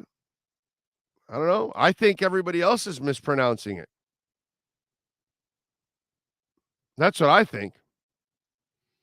I don't know. They're not pronouncing it the way it's spelled. I wonder. See, the reason why I do it, Andy, I get the feeling he Americanized the name like I did. Like, my name is really not Alzagari. I just did it that way because everybody struggles with my name. So I Americanized it, and I said, well, Al is an owl, zoo is an animals, and Gary is in Gary, Indiana. And they're like, everybody goes, oh, that's easy. Because when you see it spelled out, you're like, what the hell is this guy's name? What a weirdo. Why didn't they just give him Garcia and Rodriguez? Navarro's coming up. That's a normal name. What the hell is an Alzagari? Right? I mean, if people look at my name like, what kind of a weirdo are you? What's wrong with you? That kind of stuff. So really, my name is Alzugare. But it's hard enough to pronounce that then if I have to start, well, there's an A in between and you got to pronounce that. So it's just, so I Americanized it. So I'm wondering if Alcantara also Americanized it. Because the way they're pronouncing it is not the way it's spelled. Let me ask Manny Navarro. He's next with our Canes Wear Miami Hurricanes report. If you're a Miami sports fan, then there's only one store to go to, and that's Caneswear at Miami Fanwear in Davie. They're your one-stop shop for all your inner Miami CF, Canes, Dolphins, Panthers, and Marlins merchandise. They have hats, t-shirts, game day jerseys, and so much more. Located at 2511 South University Drive in Davie, and open 24/7 online at caneswear.com or innermiamiwear.com. Call them at 954-835-5597. Caneswear, the spot where inner Miami and all Miami sports fans shop. The viewpoint, statements, or beliefs expressed on the following program by the host, guests, or callers are not necessarily the opinions of FantasyXS.com, Media Group Inc. ownership, management, sponsors, or website. Time for Canes fans to get what they want. Information, insight, and perspective. It's the Caneswear Miami Hurricanes Report with Manny Navarro, exclusively on the Big O Radio Show. Here's Big O and insider Manny Navarro. All right, Manny. Alcantara or Alcantara? Sandy, you talking about? Yeah. I know how we pronounce it, but are we really pronouncing it the right way, or did he just let it go and Americanize it like I did? Going out Yeah, I think a lot of us do that, right? I mean, don't we just kind of Americanize our names? Don't we? I mean, that's kind of what the way it's done. Because the Alcantara is not how it's spelled. No. It's Alcantara. Correct. So what is the pronunciation? The real, mine is that Alzigary. But I Americanized it to make it easy for people because they struggle so much with my name. But Alzigary makes it nice and simple. Right. I take out that A, and so did Alcantara. That's Alcántara. That's the way you say it in Spanish, right? I mean, that's the real pronunciation. Alcántara. Right, because you're pronouncing the A. Mm-hmm. So I don't go into the locker rooms anymore. I need to go into the damn locker room. I need to go find out myself and go ask Sandy, oye, Chico, and explain to him, listen, my name is Alzigary and it's Asuaray, but hey, right. Did you do the same thing? And then I'm just wondering, bro. You know what I mean? It just. Yeah, I think it's just something we always do, right? We just automatically adapt it for the American pronunciation. So I did when I was in second grade, bro. Like second or third grade in Arbondale. Right. It was just one of those things where everybody was trying. I'm like, oh, dude, there's just let me simplify this as a kid so nobody can struggle with the damn name and just move on, But yeah, every once in a while, I'll get some Latin person that's a little bothered by, oye, tu nombre es Asuaray, okay? Porque yo veo que tú estás muy americanado y esto, lo otro, that kind of stuff, you know what I'm saying? So they'll correct me on that. So that's why the Sandy one, I always say Alcantara because it's like, it looks to me like that's how it's really pronounced, but so it is what it is. But anyway, all right. So what's new in the world of the Canes and I guess Mr. Ruiz and NILs? Oh, that never ends, man. I mean, he's. I think I told you a few weeks back here on the show that he was going to be flying out with some of these international kids, right? Lou Headley, for instance, going with him to Australia to film his commercial so that he could get paid.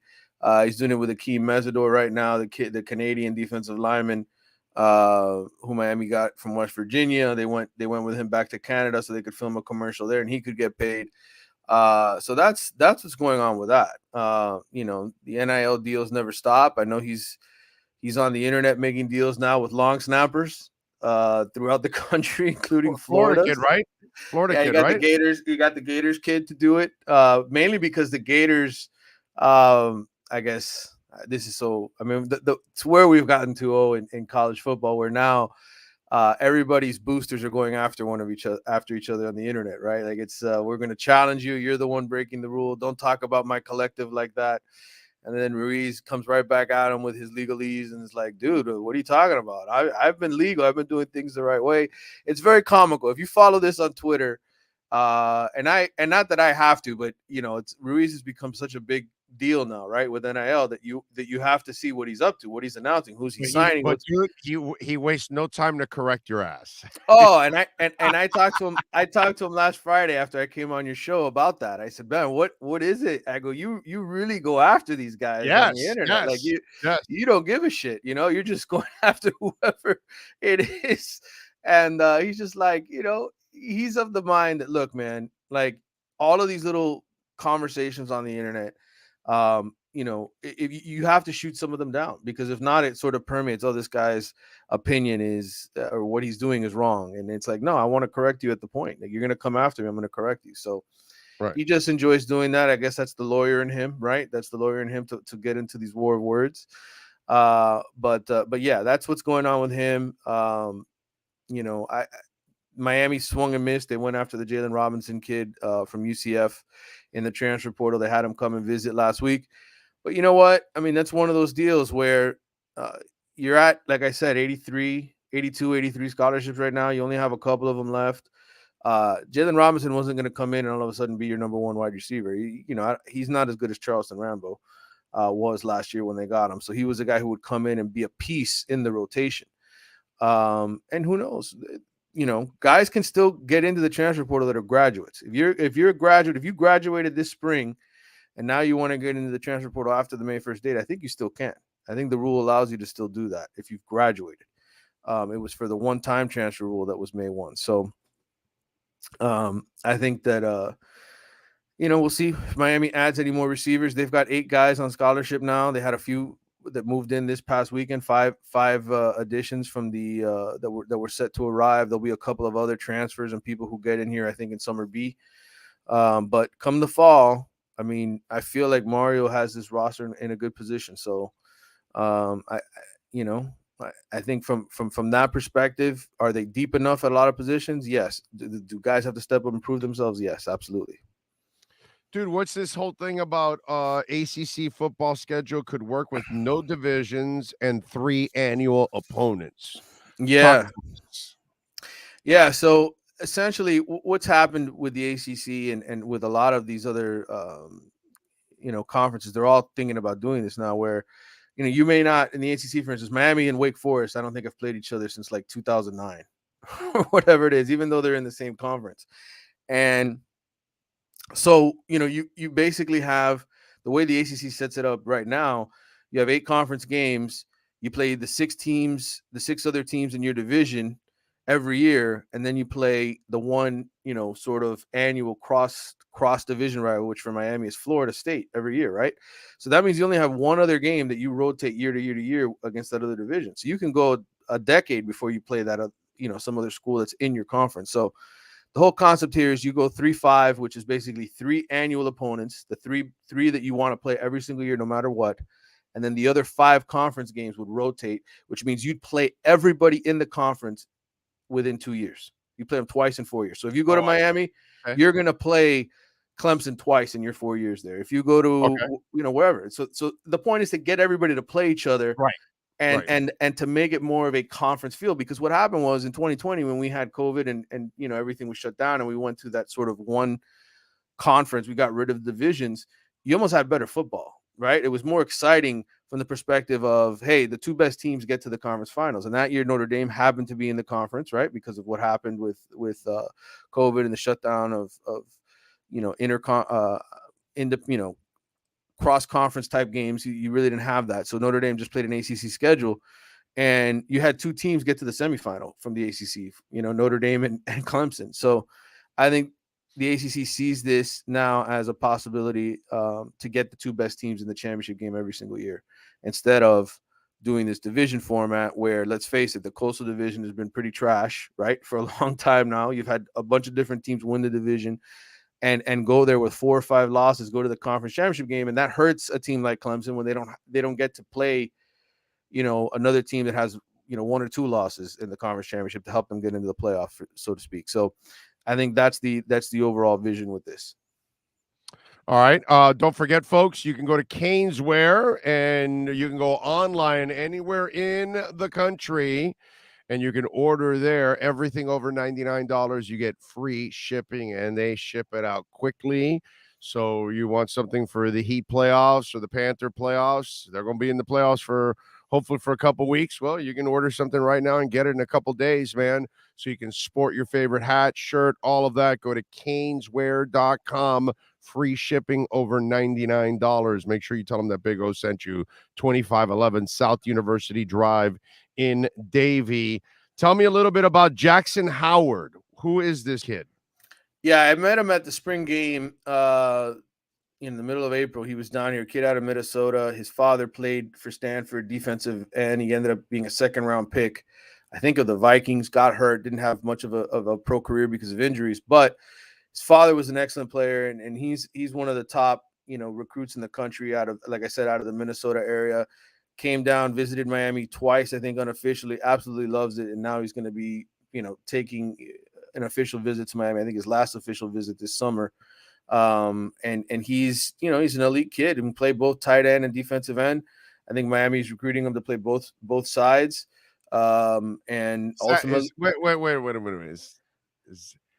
Now, what kind of tight end is he? Is he a blocking type of tight end, or is he can catch? He can catch. He can produce. He's going to probably play quarterback his senior year in high school because he's an athlete. He's a hell of an athlete. He's a big. Holy shit! This guy's a quarterback, a defensive end, and a tight end. He's kind of like a Tim Tebow type, right? I mean, reality was Tim. No, he's Shanae Otani, bro.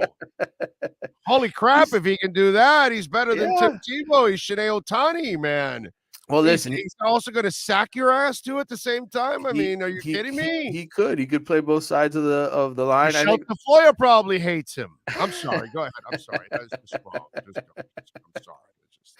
Yeah. So I mean, the kid's talented, and he likes Miami a whole lot. I think the Canes are in good shape, to get him. But yeah, that's who Jackson Howard is. There's a lot of recruits that Miami is in on. A lot of kids that they're having conversations with. I just did a mailbag for The Athletic. I'm in the middle of writing it right now, but so many questions about recruiting and people so excited about recruiting and who are they going to get? Mario's here, and it's like, you look at the number of transfers that are becoming part of recruiting classes now. Oh, I mean, the number just keeps going up year after year versus high school kids. They're taking more and more transfers. The transfer is more important than the recruiting now, because they can impact right away, whereas these high school kids have to be developed. So to me, I think the way that we viewed recruiting for the last few decades of, man, this kid, is he coming? Is he going to come to visit over the summer? How important is all of that? To me matters a whole lot less than it used to, because in the end, like, the elite kids are going to be the elite kids, right? You're going to compete for those guys no matter what. But the 4-star, the lower 4-star, the 3-star, like, to me, that's going to be a scramble at the end, right? Hey, do we need a tight end in this class? Do we need a defensive end in this class? We're going to go after this kid. Do we need a linebacker in this class? We're going to, like, in other words, all of this summer shenanigans, right, where everybody's all excited over, this kid's visiting. It's meaningless. It's meaningless to me, because come November, come December, those kids are going to be looking at one thing and one thing only. Are those coaches still going to be on staff there? Those guys who have been recruiting me for months, are they still going to be on staff when I get there in January or when I get there in May? That's what matters to them. So, I think we can jump through hoops and get all excited about these high school kids, but you're basically doing it for nothing. And I'm sitting here, I've been doing all the research. The number of decommitments have gone up year after year after year. Transfers have gone up. The number of kids who flip commitments has gone up. So all of this decision-making in the summer, so long in front of National Signing Day, again, if you're the kind of person who lives and dies on this stuff, I would recommend taking 2 chill pills and waiting till November, December to really care about it. Manny, let me ask you something, because I was thinking about this, and there's got to be a little bit of an interesting twist to this, and the way they've got to approach it's got to be a little different. And so we look at John Ruiz, the gentleman from American Top Training. What's his name? That he also gave a whole. Oh, yes. Yes. God, I have so many different names in my head. And I looked up his number yesterday. Dan Lambert. Thank you for doing that. Dan Lambert. I got too many names in my phone here. So go ahead. No, I'm with you. And Dan, sorry to forget you, because you've done a hell of a job and obviously helping the program. Right. Okay. So, but other examples are Drew Rosenhaus Malkikawa, correct? They're Correct, doing their yes, own they're NILs, agents. right? Mhm. Now, right. So Lambert and Ruiz, they're biased. When they're sharing their money, they're sharing it for players that are going to wear the Canes colors. So now we have the agent side of it. When they're doing it, they've got to accommodate players who may not want to go to Miami, may want to go to Florida, may want to go to Florida State, may want to go to Alabama, may want to go somewhere else. So the dynamics of the NIL battle and how certain agents may not be benefiting the program the way Lambert and obviously Ruiz do. So how is that battle, and how much is that? I don't know how much of the competition is within those guys now, too. Now, does Ruiz and Lambert find themselves fighting against Malky and Drew because everybody has a different agenda, and we know where Lambert and Ruiz's agenda, whereas the agent only cares about the end game is the player, and where he ends up, it doesn't matter as long as the money ends up in his pocket. Well, a couple things to note here. Number one, the majority of these agents are representing guys that are already in college. They're not representing the high school Right, recruits. right. They've already decided the recruiting and where they're at and what they're doing. So right off the bat, that's what kind of kills that sort of thought process of, okay, who are they? Who's they're sort of never pushing the to get driving force in guiding anybody to any Right. specific school out of high school. Correct. Whereas the NIL guys like Ruiz and Lambert and some of these other guys, obviously they're driving money. Their interest is Miami, right? It's helping them out. Although I will say Ruiz has signed guys now from Florida and FIU and other schools, so it's not like it's just Miami. So That's true, actually. Yeah, he's positioning himself in a way where if somebody comes to argue and say, "Hey, this is an NIL, this is pay for play to go to Miami," well, he's got the argument now. Well, look, I got guys that are signed with Florida and guys that are signed with FIU. So from that perspective, he's doing this. He's looking out for life wallet. Yes, it's a life wallet thing. Right. Exactly. I think the majority, and I've talked to a few of these guys. Okay, Malik Bryant works for Malkikawa and first round management, and I had him on my podcast last month. He's a guy who went to Florida State, but he's from Miami. Played at Miami Killian High School. He's one of the top high school recruits in the country. Went to Florida State, and we talked about his allegiances. To him, as an agent now, it's all about making money off these kids, right? It really is what it is. So, he represents a ton of Miami guys. He's trying to get some Florida State guys paid. They just don't have any NIL deals up there for those kind of kids. So, come on, bro. Whataburger. I always stop at Whataburger on my way to Mobile. Come on, Whataburger. Yeah. Step it up for the Seminoles. Come on. Jeez. Yeah. So look, man, like with J.R. Bryant, for instance, I just think a lot of these guys, once you're past your playing days, yes, while he still loves Florida State, I think it's all business. Like it's all about where is the money at, and right now the money's at Miami, and so that's why it's sort of pushing in that direction. I don't think there's many instances where these guys are directing kids to leave a school because you're not making NIL, to go somewhere else.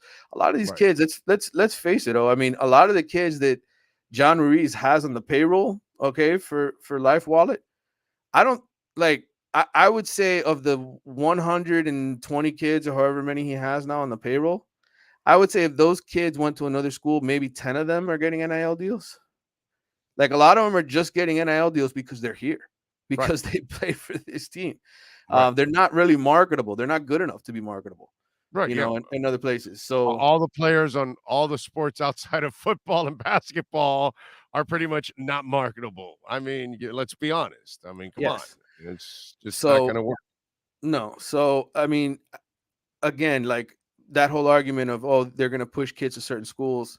At this point, I don't think NIL has become that powerful throughout the country. Like Miami's a market that you're going to be able to make money if you play for the Hurricanes or you play for even FIU, right? You'll have a couple of kids who can make NIL off of that. But across the country, I mean, it's pretty much the elite power schools, the elite Power 5 schools that have always had the funding, that have always paid for athletes.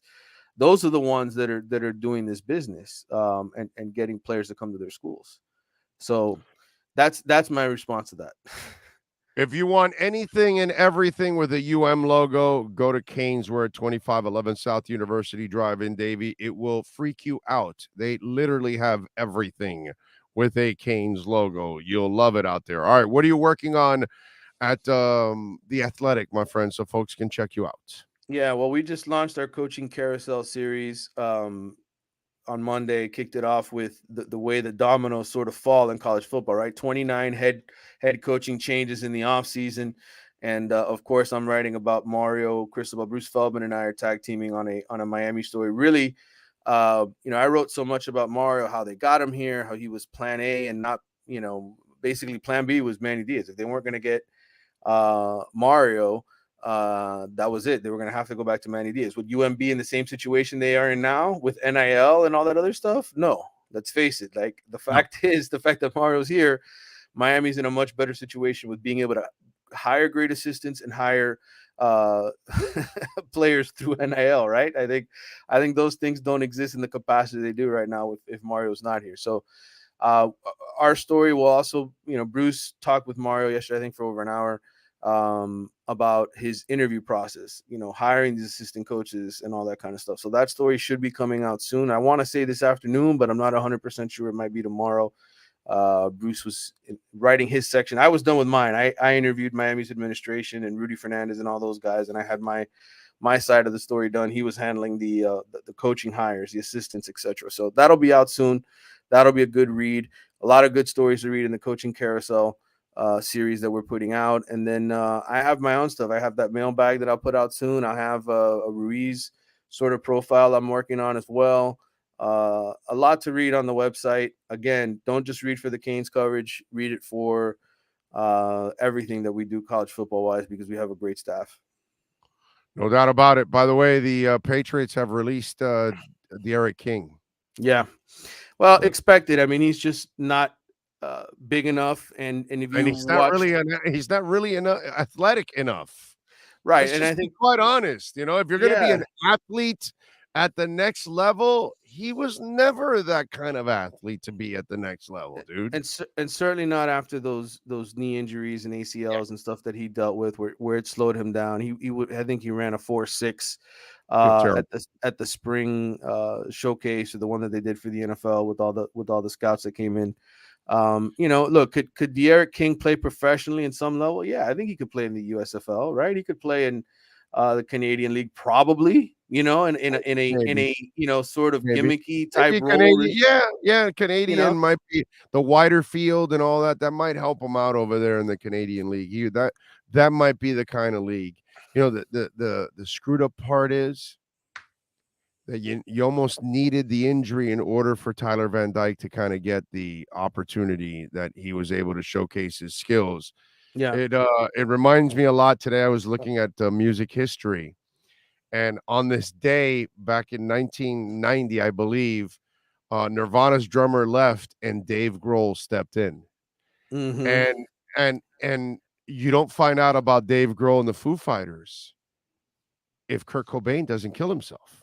Right. Because if Nirvana's still Nirvana, maybe Dave Grohl doesn't open up his wings and spread it out and become himself. You know what I'm saying? So it's crazy how things happen, that the D'Eriq King thing led to the Tyler Van Dyke rise. You know what I mean? Mm-hmm. And you feel for D'Eriq, man, because he's everything that's right about sports, period. I think about competition, about being a teammate, about being, everything. He's everything that's good about sports. You know what I'm saying? And that's just absolutely.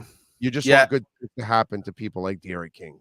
And I think he'll be in coaching before long. I mean, look, people forget about this, but Ryan Williams, who was a backup quarterback at Miami, I think he might have started a game or two a decade ago. He was on that Georgia staff that just won a national championship. Malik Rozier, who I interviewed for my podcast, he was obviously the quarterback during Miami's only 10-win season in the last 2 decades. And he's into private coaching now. I think a lot of these guys that have played the quarterback position at Miami in the last few years that haven't necessarily panned out in NFL terms, guys like Malik, guys like D'Eriq and Ryan, I think they can be good coaches that sort of rise through the ranks, right? I mean, who had heard of Mark Richt before he started coaching at FSU as the OC over there, right? And then all of a sudden he rises through the ranks. Yes, he was at Miami briefly, but it wasn't a big time player at UM when he was quarterback here. So I think De'Eric's from that same pedigree. I could see him being a college football head coach one day. Good stuff. Follow him on Twitter at Manny_Navarro and catch his exceptional work there at The Athletic. Manny, as always, thank you, my brother. Appreciate you. Good talking to you, brother. Take care. You got it. Be good. There you go. Manny Navarro in our Caneswear Miami Hurricanes report. If you're a Miami sports fan, then there's only one store to go to, and that's Caneswear at Miami Fanwear in Davie. They're your one-stop shop for all your inner Miami CF, Canes, Dolphins, Panthers, and Marlins merchandise. They have hats, t-shirts, game day jerseys, and so much more. Located at 2511 South University Drive in Davie, and open 24/7 online at caneswear.com or innermiamiwear.com. Call them at 954-835-5597. Caneswear, the spot where inner Miami and all Miami sports fans shop. That it is, my friends. 1-800-SLOMANS, baby. You got to call 1-800-ALARM-ME. You got to call the great people at Sloman's. Are you looking to protect your home? Are you looking to protect your business, protect your family, protect your doggies? 1-800-ALARM-ME. And right now we are giving away a free doorbell camera. All right, folks? So all you got to do is dial 1-800-ALARM-ME. Tell them that you heard it here on the Big O Show, and the doorbell camera is a savior. You'll know everybody that's coming up to your door, okay? Not only will your dogs be screaming at them, because my dogs do it, but no, seriously, if somebody's selling something you don't want to deal with them, you'll know. You don't have to go to the front door. Let them ring the doorbell and then walk away. It's a beautiful thing, man.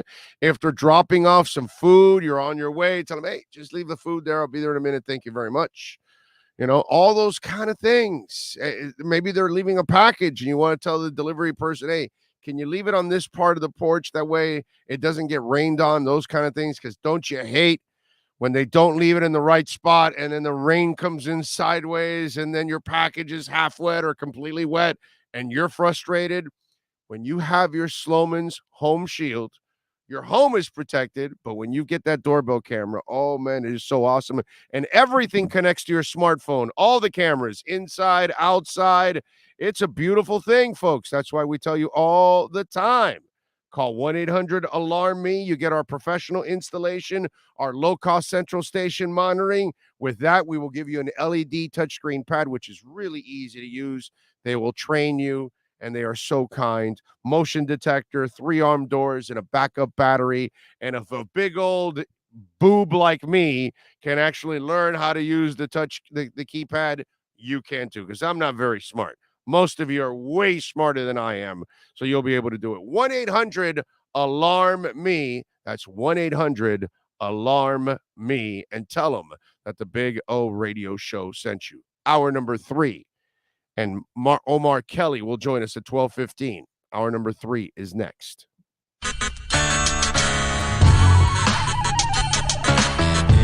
When protecting your family is your priority, there's nothing more important than a roof above the people you love. Call Tommy B. Butts Jr. Enterprises.com, 954-735-9826 or 954-394-1411, and ask to speak to Tommy, the owner. They specialize in all kinds of roofs, led by their highly crafted, skilled, and professional roof mechanics. All of their previous customers have an opportunity to enter their bi-weekly drawings to receive free an exterior impact metal door. Please call for more details. That's Tommy B. Butts Jr. Enterprises.com, 954-735-9826 or 954-394-1411. Trust Tommy to fortify and protect what's most important to you, your family. Oh, I think I know what this is. Houston, we have a package. Hello? No matter where you are, the Sloman Shield Home Security System guards your home. With next-gen perimeter protection, 24/7 monitoring, and interior motion sensing. And right now, get a free Sloman Shield security system and doorbell camera, all professionally installed, for free. Shield your world. The Sloman Shield. Folks, you can support the hardest working sports talk show in South Florida through Cash App or Venmo. Just search Cash Big O Show. Support us through Cash App or Venmo. Cash Big O Show. We thank you for your incredible support. If you're a Miami sports fan, then there's only one store to go to, and that's Caneswear at Miami Fanwear in Davie. They're your one-stop shop for all your inner Miami CF, Canes, Dolphins, Panthers, and Marlins merchandise. They have hats, t-shirts, game day jerseys, and so much more. Located at 2511 South University Drive in Davie, and open 24/7 online at caneswear.com or innermiamiwear.com. Call them at 954-835-5597. Caneswear, the spot where Inner Miami and all Miami sports fans shop.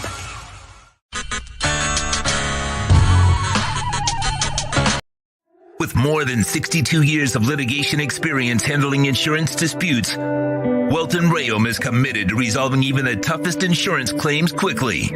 At Welton Rayom, they don't get paid unless you win.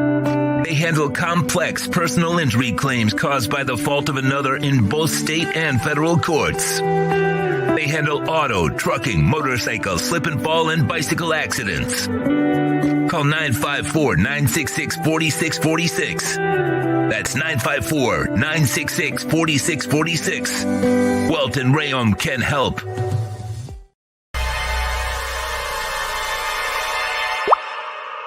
What? Oh, look.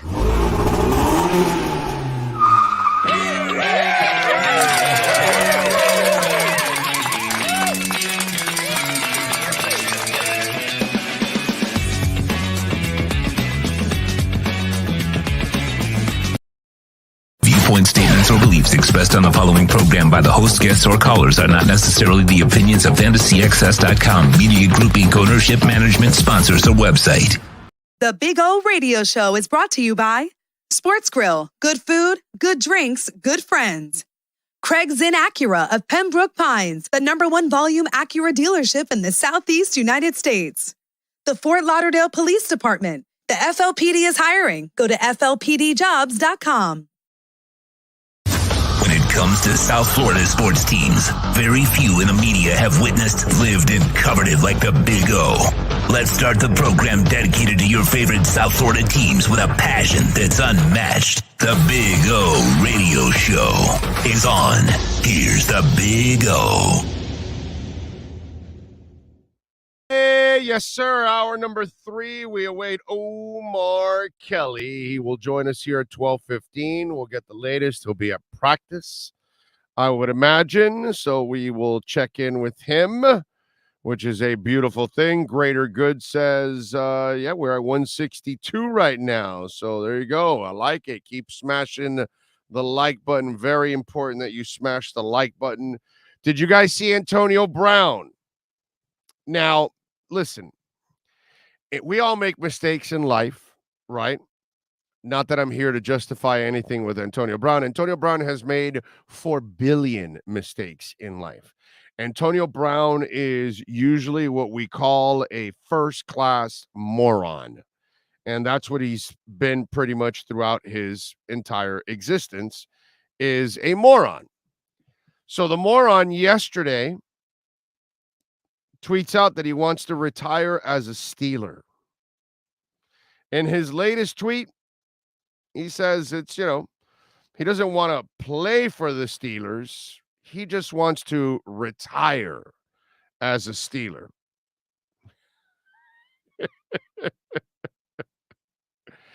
And it gets to a point, and I saw the tweet. It says, just want to retire a Steeler. And these are the moments in life when the ignorant, the not very smart, they have time to reflect a little bit, because that's all they have is, after all the buffoonery and all the stupidity or crimes or whatever you've done, because he's done it all, from crimes to stupidity, you start to realize, maybe you don't say it publicly, but you just said it kind of publicly. This is where the moron starts to realize how stupid he's been. And, sometimes you work for a great organization. Sometimes you're in a great relationship. Sometimes you have the perfect job. Sometimes you have the perfect opportunity and you screw it up. You know, Shaq, which I admire the crap out of him, right? It proves that everything he did with Shawnee, it pissed him off now that he screwed up his relationship with Shawnee O'Neal. And she's getting remarried now to a pastor and everything. So it's like complete opposite. But to his credit, you know, he came out and talked about how much he screwed up and all that kind of stuff. And that takes a man to admit that you've screwed up. And listen, I've said this about Tiger for years ago. I always used to laugh at the guys you say, "Oh, Tiger, how dare you cheat on Eligran and this, that, not Eligran or Eligran, whatever, Elin or Elin Nordegren, right? Is it? Because she was a beautiful woman and all that stuff. And it's like, I get that, but none of us know what it's like to be Tiger or Shaq or George Clooney or what. None of us have any idea what it's like that everywhere you go, there's like 10 women that are willing to throw themselves at you and do whatever they want, whatever you want them to do. You know what I mean? And none of us have ever lived that life. So you don't know what those temptations would do to you. You know what I mean? So we screw up things in life. You know, Shaq talked about it. You've probably done things. I have too. You know, something that maybe you thought was the perfect situation and you screwed it up. I don't remember that right now for me. Thank the Lord. But this is where you get to the point of the Le'Veon Bells and the Antonio Browns. And both of them were such knuckleheads that they got kicked out of a fantastic franchise. And let me tell you, I've told you this before, and I've done this before to you guys, but sometimes I can't say it. I would love to tell you why Le'Veon Bell is not on the Steelers anymore. Nobody's ever reported it. Nobody has ever reported why Le'Veon Bell is no longer a Steeler. One day I'll tell you when they report it. I can't say it. I'm not allowed to say it. But I know exactly why he's not a Pittsburgh Steeler.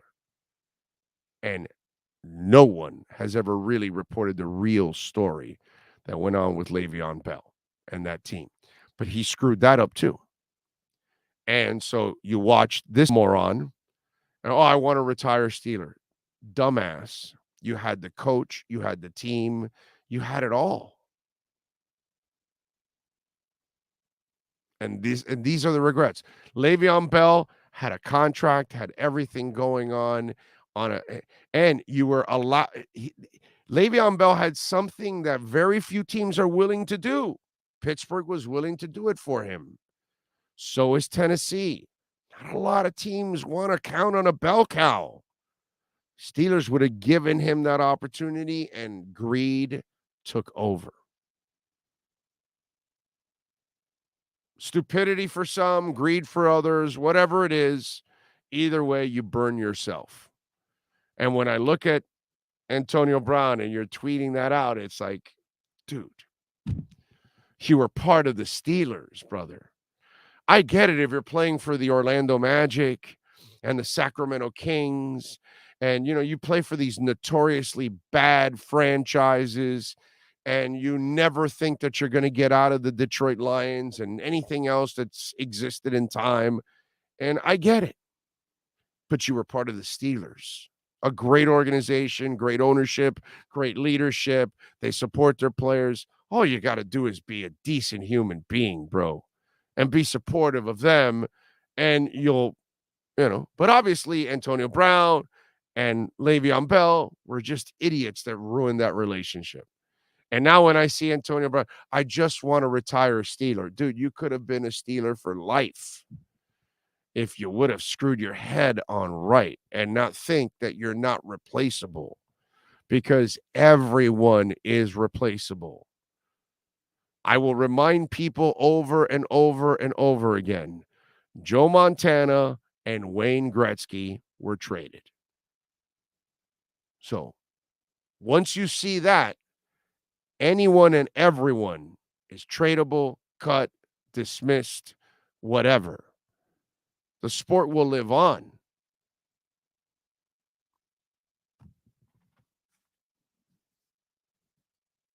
It's Antonio Brown.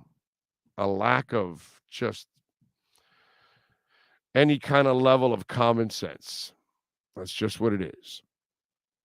Let's see what else. Mike, who I feel it would be cool if Travis Wingfield came on the show. He's been on the show, sir. I go back and forth with Travis all the time. We've had him on the show. I tried to get him on draft day, by the way. He could not come on. Now, remember, he works for a corporation that kind of controls what he can do and what, you know what I mean? Like, I tried to get him on draft day, and they didn't allow him to come on because the 7th round pick had not been taken.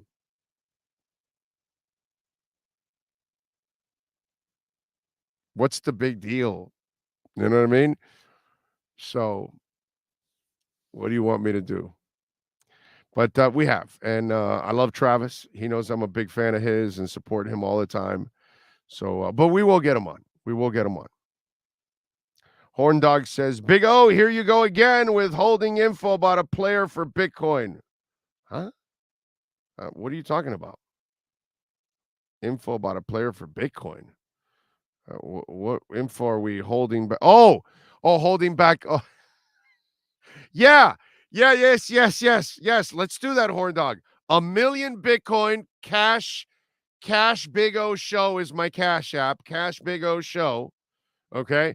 You know what?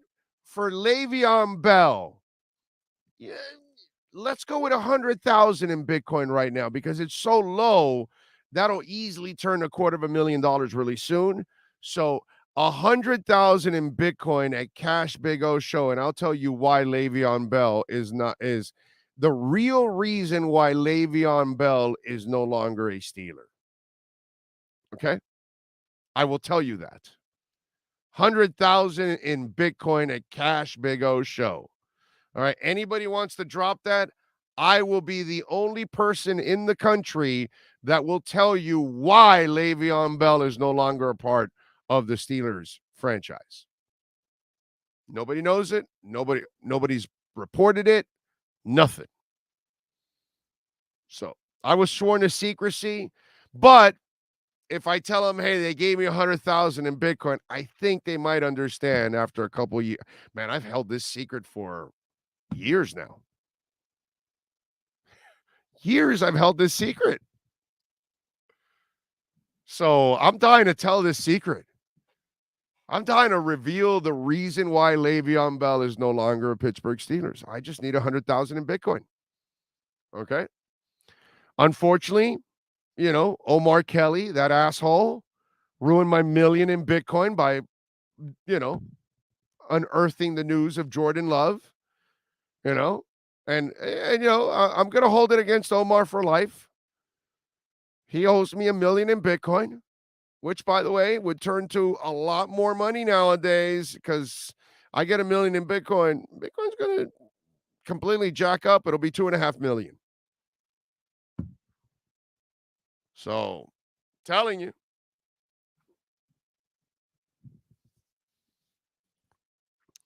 Big O, there's a report out there coming saying that Messi will join Inter. Oh, God. How many more times is that going to come out?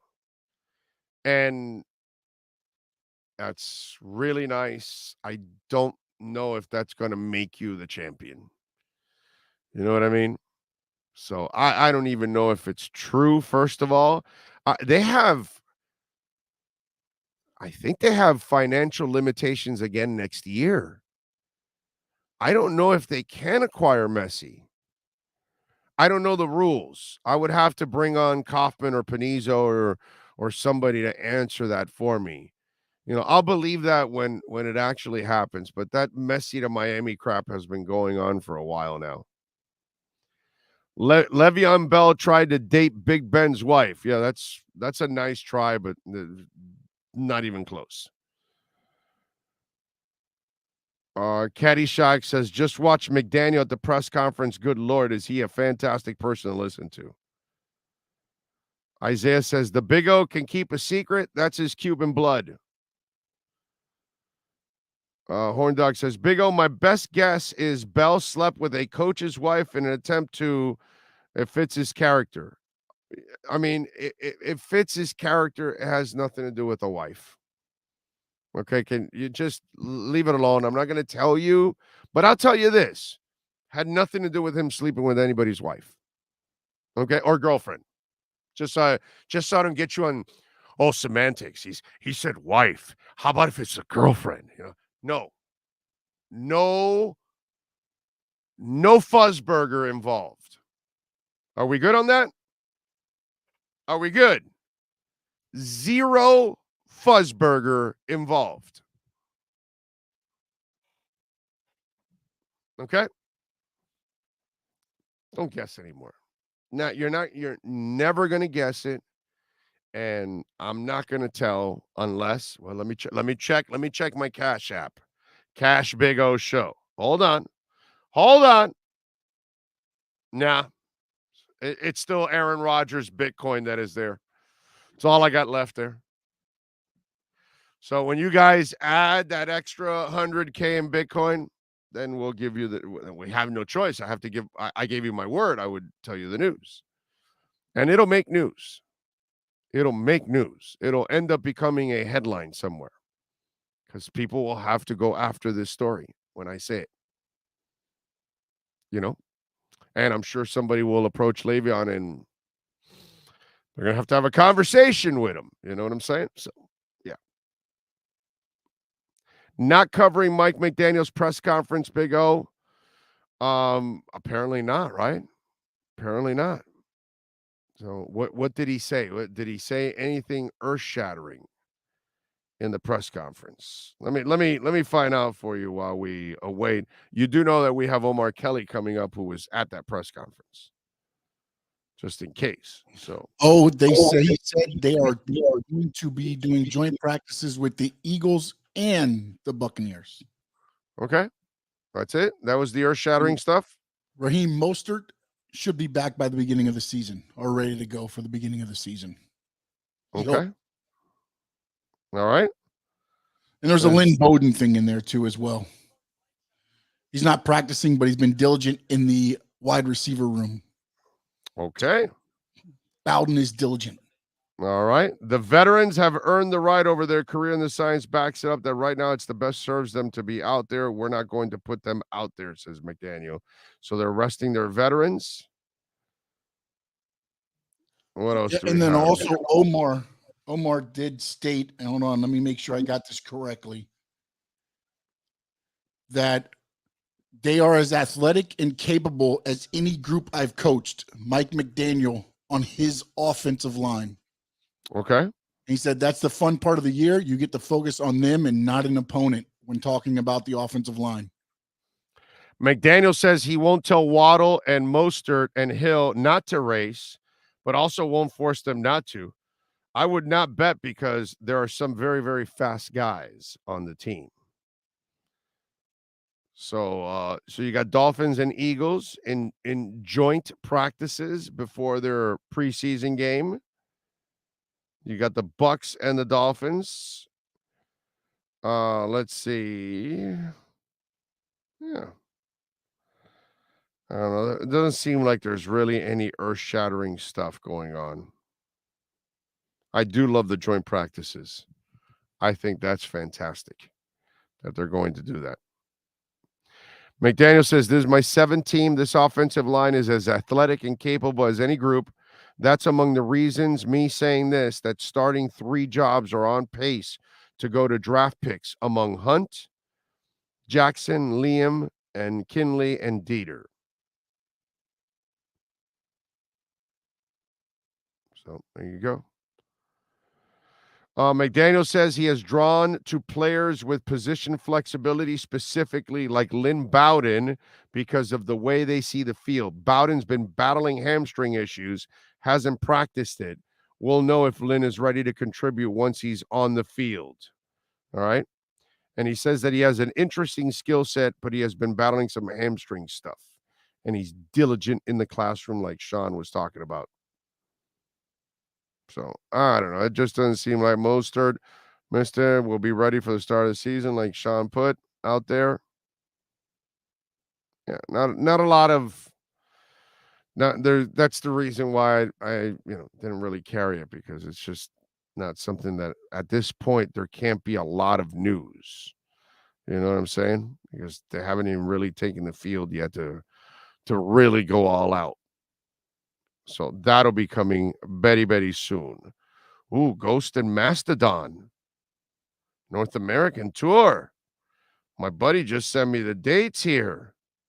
Do we have anything in South Florida? Bastards. Damn it. Oh, we got Tampa. Yeah.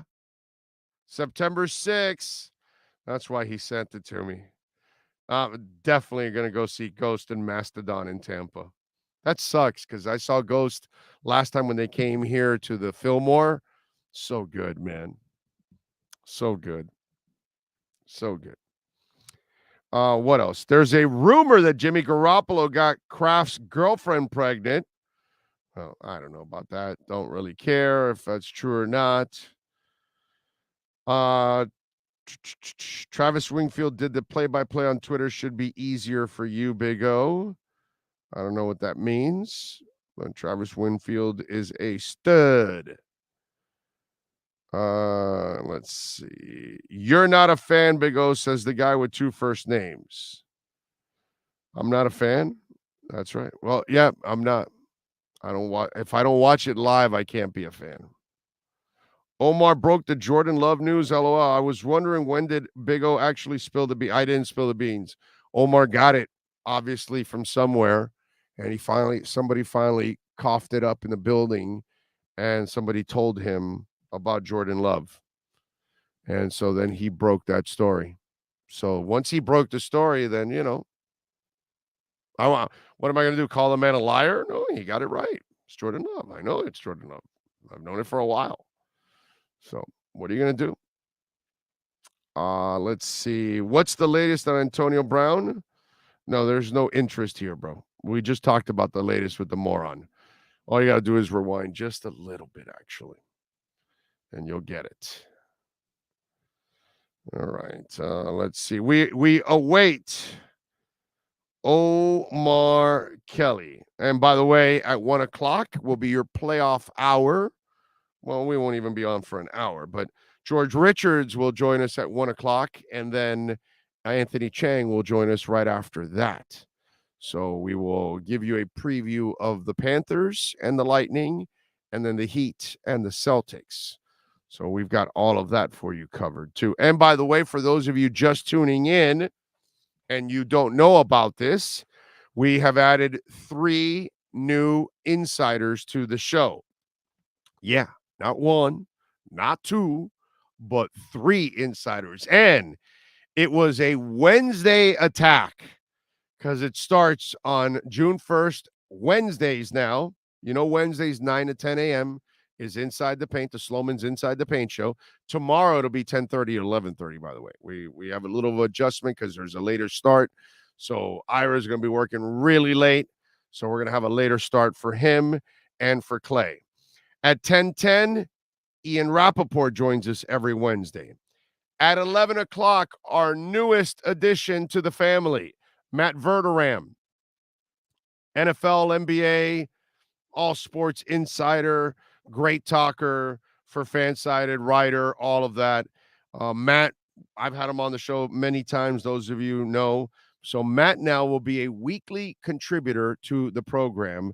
So we will talk most of the big headlines in the NFL, college football, NBA with Matt Verderam at 11:00. I think he does a little MMA too, if we have any of that going on and all that. So Verderam, we could talk with him about a lot of things, but it'll be mostly, the big sports, NFL, NBA, and college football. Then Jordan Schultz, our buddy, NFL and NBA insider. He's also the co-host of the Pull-Up Podcast with CJ McCollum. Jordan is very well connected in the business. In fact, during the draft, what did he break? 4 or 5 stories at least during the draft? Sean, I would say easily, right? So he broke like 4 or 5 stories during the draft. And Jordan, obviously, he just broke the Melvin Ingram story. He broke the story that the Dolphins were signing Melvin Ingram. So Jordan obviously has been an insider for a while. So we'll have some fun with him. So we'll have a national insider. Those are two national insiders joining us in Verhaeghe and Schultz. And then at 1 o'clock on Wednesdays, baseball fans, you get your fix. My buddy Craig Mish, who I've known for a long, long time in this business, and he is going to be joining us every Wednesday at 1 o'clock to talk all things Marlins and a little baseball, too, along the way. So 3 new insiders. We now have a total of 12 exclusive insiders here that can't be anywhere in South Florida. Pretty cool. Pretty cool, man. You know, we're approaching 20 people employed on this show. It's not bad. Not bad, man. Not bad. We grow every day. Let's see. What's the latest Big O and Music Challenge? Please rank for the best to worst in their prime. Best vocalist. Steve Perry, Steven Tyler, Freddie Mercury, Marvin Gaye, and James Brown. Well, first of all, Freddie Mercury should not be on any list anywhere. Okay? Freddie Mercury is in a stratosphere all by himself, and he will always be by himself as the best rock vocalist of all time. That's not up for discussion. That's not up for any kind of debate. There are no doubts here. There are nothing. That's just like etched in stone. It's done. It's over. Okay. So now that we've got that done, okay, we can now start to rank all the other ones. Okay, so now you're going Steve Perry, Steven Tyler, Marvin Gaye, and James Brown. Okay, I'm definitely going to go Steve Perry first, Marvin Gaye second, Steven Tyler 3, James Brown 4. Okay? That would be my order there. Big O Radio Show. Mitch says, you're right about the NHL not respecting the Panthers because of the snobbish traditionalists. The Cats are going to have to kick the league's asses for a couple of years to earn it. Boom. And by the way, that's what I told some Panther people yesterday. Yeah. I'm not going to tell you who I reached out to. All I'm going to tell you is they got the juice. So they laughed it off. They didn't take me, nearly as serious because I expect them to do that. Because since we're texting back and forth, they're not going to leave on even they know me, and they know I'm not going to use it or anything. I'm not even going to say what they would say to me. But they downplayed it. But they had to downplay it because they weren't in front of me face to face. They might have told me a little something different face to face, but on a text, they don't want any hard copy of anything. So they kind of downplayed it and laughed it off. But deep down inside, the Panther organization knows that the NHL took a big fat dump right all over them. Okay? That's what the NHL, and as Mitch perfectly put, the traditionalists, that's what they did. They completely shit on the Panther organization. What you accomplished this year means nothing.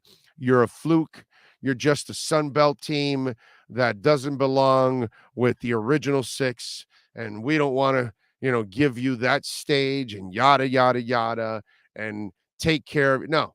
Even though you're our only NHL city that has an NBA team in the playoffs, we're not going to accommodate you like we would if you were New York or if you were Detroit or if you were Toronto or whatever. But that's fine. If that's what the NHL wants to do, they want to shit on their best team, their most entertaining team, well, then now, as I told the Panthers, go out and kick their ass, man. Send them a message. Send them a thorough message. Win the cup. Win the cup and come back and challenge for it again. Win it again, too. and make them say, yeah, no, we bow to the Panthers. So that's what I think ended up happening. They completely took a big ass dump all over our team. Big O, any chances you're going to bring Sean Salisbury back to the program? He used to be great at your previous locations. Yes, sir. I tried. He is working on his master's, and so he's busy. Outside of his show, you got to let the man study and finish everything off. But he's literally working on his master's. Don't know if you knew that. But yeah. So I stay in contact with him. I just can't bring him on. But if not, I would be bringing him on. So let's see. The talent on American Idol has been crazy the past few years. Okay. I don't know what that was from. The Panthers are going through the same thing that Heat went through with the NBA and are still at times dealing with the NBA snobs. Love it when the Heat falls or fails. I don't know. Oh, that the snobs love it when the Heat fails. I got you. Yes, probably. Let's see. What else? Now you're taking shots at the Panthers? Who, me? Oh, Willie, Panthers suck. Just one conference title since 93. Yes, thanks for the obvious. We know. If Point is unable to play for Bolts, well, he isn't playing today. I don't know about game 2 because you know these hockey players, bro. They're tough. You know, they are some tough sumbitches. That's for sure.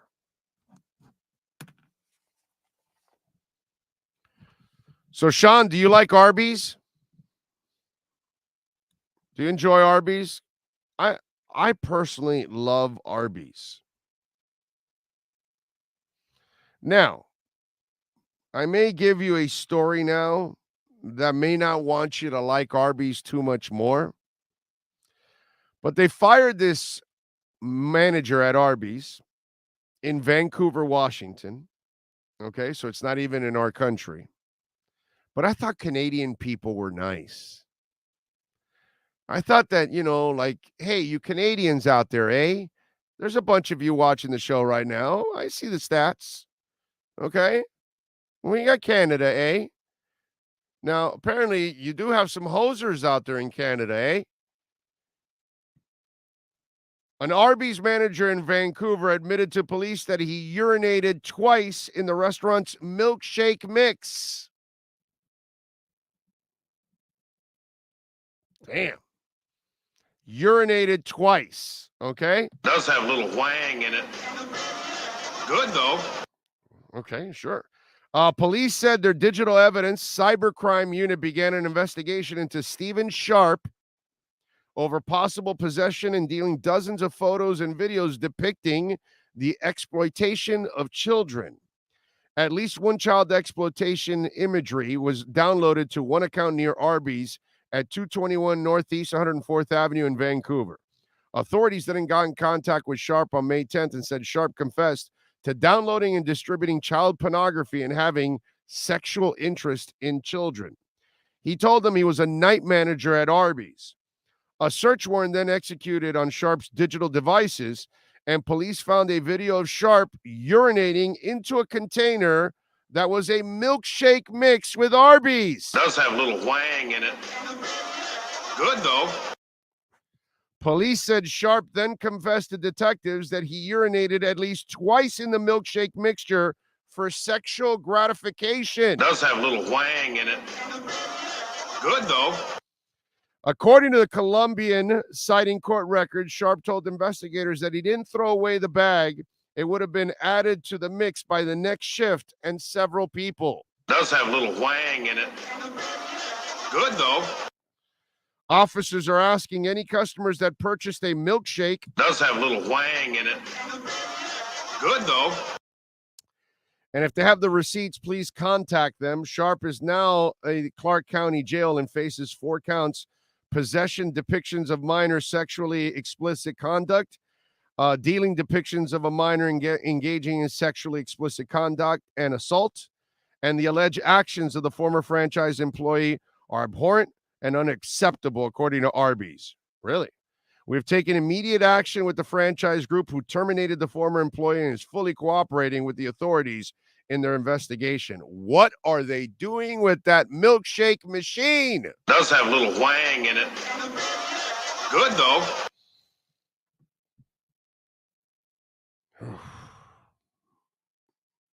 All right. Just saying. It's kind of ugly, man. I'm telling you. Whew. No Arby's shakes for me. You know, I never really have the Arby's shakes. No, I'm usually I've been eating the wrap lately from Arby's. It's really good, but I'm definitely not having any shake. Does have a little wang in it. Good, though. All right. Does anybody know where that's from? Can anybody name the movie? Does have a little wang in it. Good, though. I want to know. There's 290 people right now on the chat board. I want to know if there's a twisted person that actually knows where that drop is from and from what movie. Okay? And if you can nail it, I'd be impressed. And the drop, too. Does have a little wang in it. Good, though. Wow, Mike who? He got it. Like right away. He got Hollywood Nights. Now it's with a K. Okay? It's KNIGHTS. That kind of Nights. Because remember, it is the car group. So it's not like the Hollywood like night per se. It's the Knights themselves. So, and Eddie J. De La Torre chimed in, and so did Mitch Dolphin. But I got to give Mike who credit. He came in first. That's nice. Way to go. Does have a little wang in it. Good, though.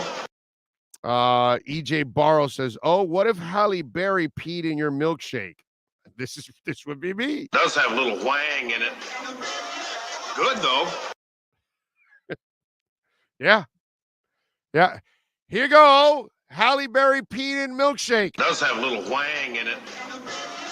Good, though. So yeah, that would be me. Yeah, I would have to.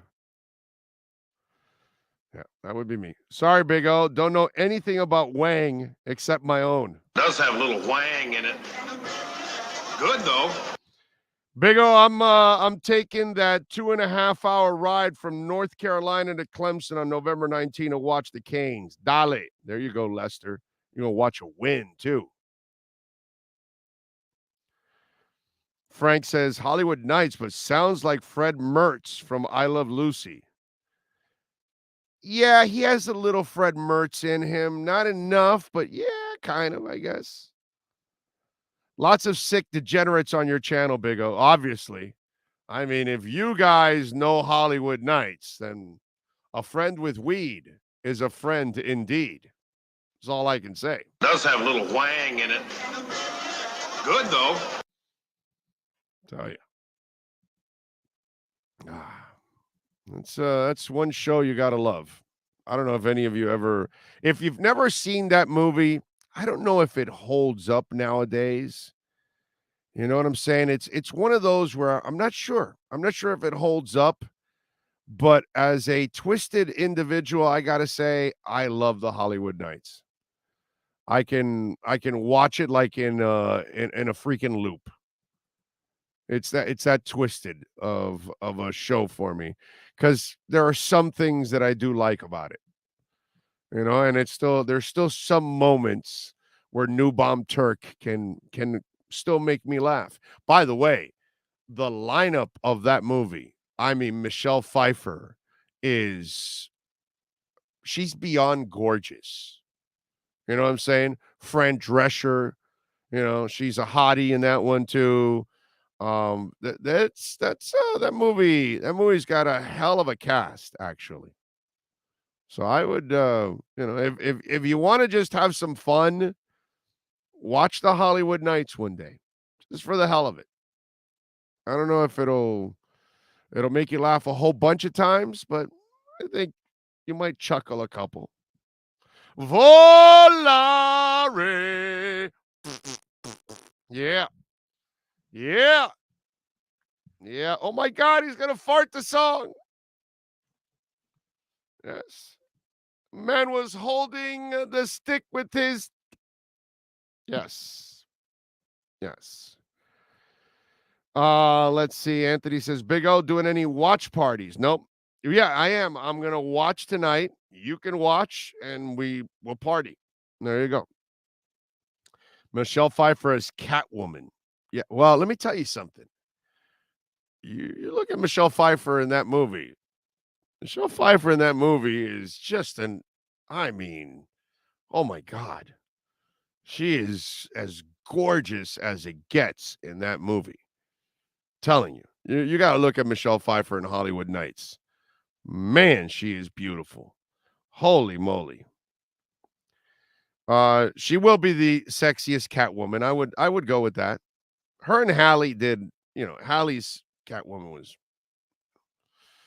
But then again, I am biased when it comes to Halle. I will say, I'm a huge Michelle Pfeiffer fan.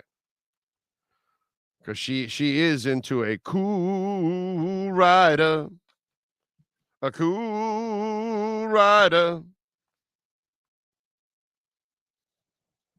What else do we have here to talk about on the show? We are awaiting Omar Kelly, I guess. Well, Omar probably had the press conference, had to write a story. He's actually got work to do. Steve Burkett is saying, Big O Show on Twitter. He says, maybe you can ask these guys why they don't ask McDaniel about Tua's arm, then complain about it. I'm sure he's already been asked about that in another way or form, but I don't think that they're going to ask about it over and over again. I think that's what the question was about the limitations on the offense, or does the player limit what you can do and all those kind of things. And I think he and the offensive coordinators have kind of gushed over to enough to kind of send the message. So it's not something that they've said they're concerned about at all already as it is. So that is a subject only for the people that want to make it a topic at this point in time. But it's not a topic for the people in the building. It's not a topic for the coaches. So for those of you like probably yourself, Steven, that you're probably not convinced with Tua, probably why you're asking. Because those of us that think he has enough arm, we're not worried about it. We don't ask about it. So by you bringing it up, that tells me that's something that you have as a concern.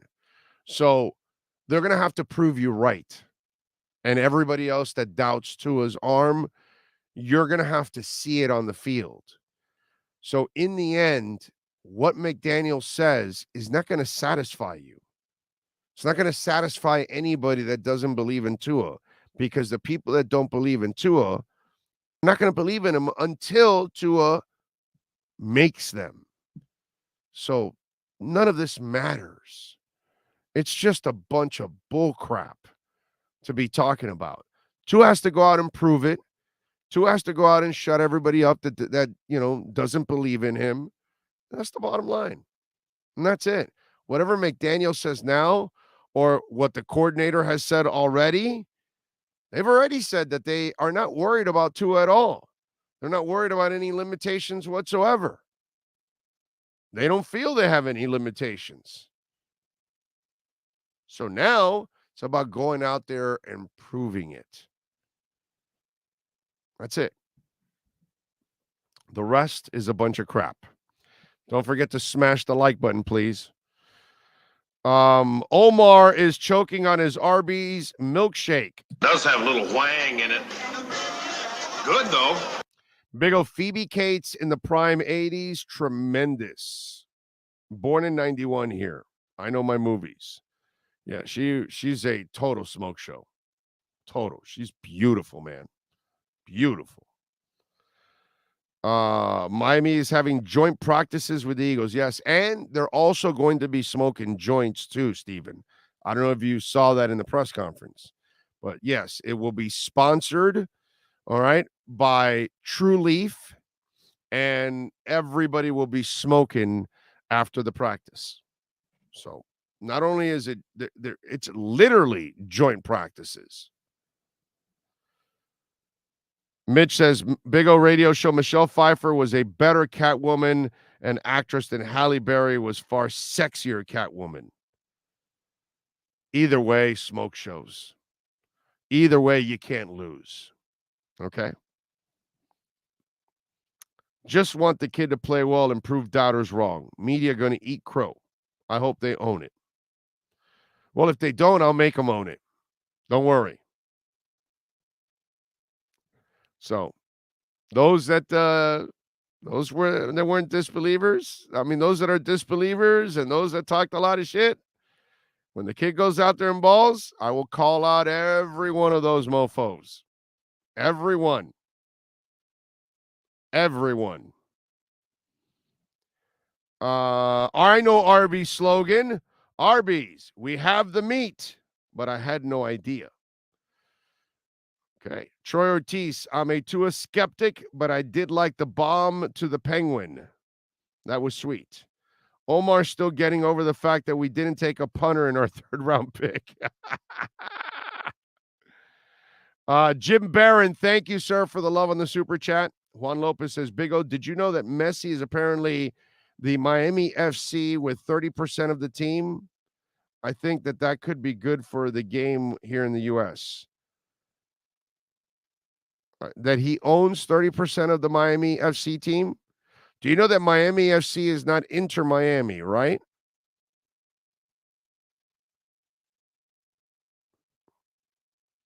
Okay. The whole thing about Tua is a bunch of crap from the jump. Compares first-year stats to Burrow and Allen, and Tua had less talent around him and a crap O-line. Tank says, Kim Cattrall and Mannequin in big trouble in Little China, Mike Ween. The thing about Kim Cattrall is that she's openly horny. And so, and I mean, she comes from her Lassie days at Porky's. So that's kind of the thing about Kim Cattrall, that not only was she beautiful and sexy and all that, but the fact that she loves sex, because a person that loves sex is attractive. And then if you're attractive and you love sex, wow, it just becomes like it goes through the roof. You know what I'm saying? So Kim Cattrall is that woman that was sexy and all that, but then also loved sex or played all those sex roles. So, one thing leads to another, as the Fix would say. Let's see. Big O, you need to make a sign and hang it up behind you that says, told you so, when Tua goes and balls out this year. You know it, baby. Big O, are you going to own it if Tua doesn't ball out? Do you listen to this show? Do you watch this show? What do you think?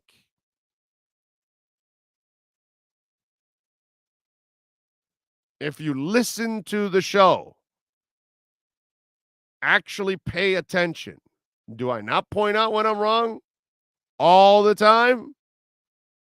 By the way, Sean, who's pointing out the proper strategy in the what's that called, in the liquor split matchup of the night? I'm wondering who's putting up the proper strategy.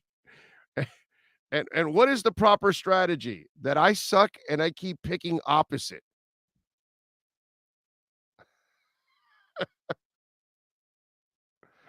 Okay.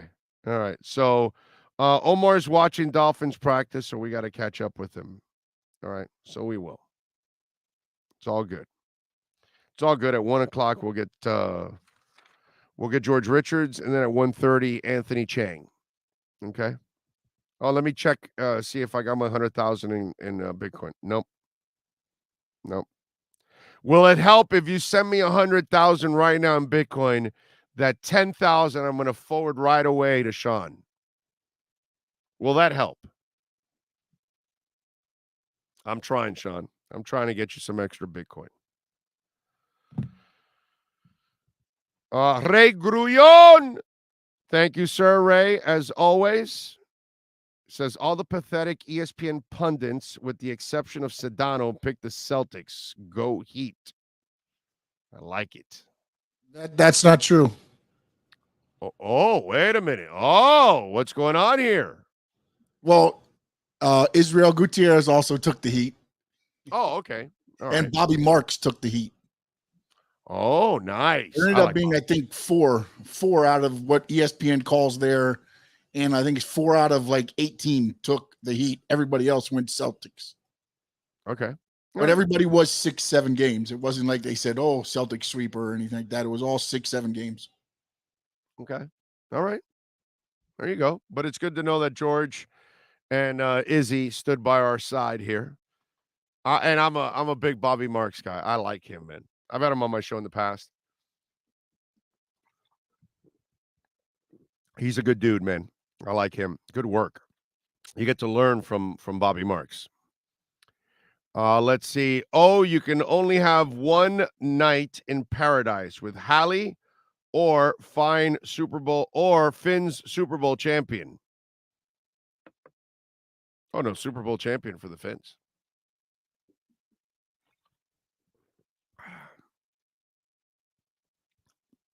That's all.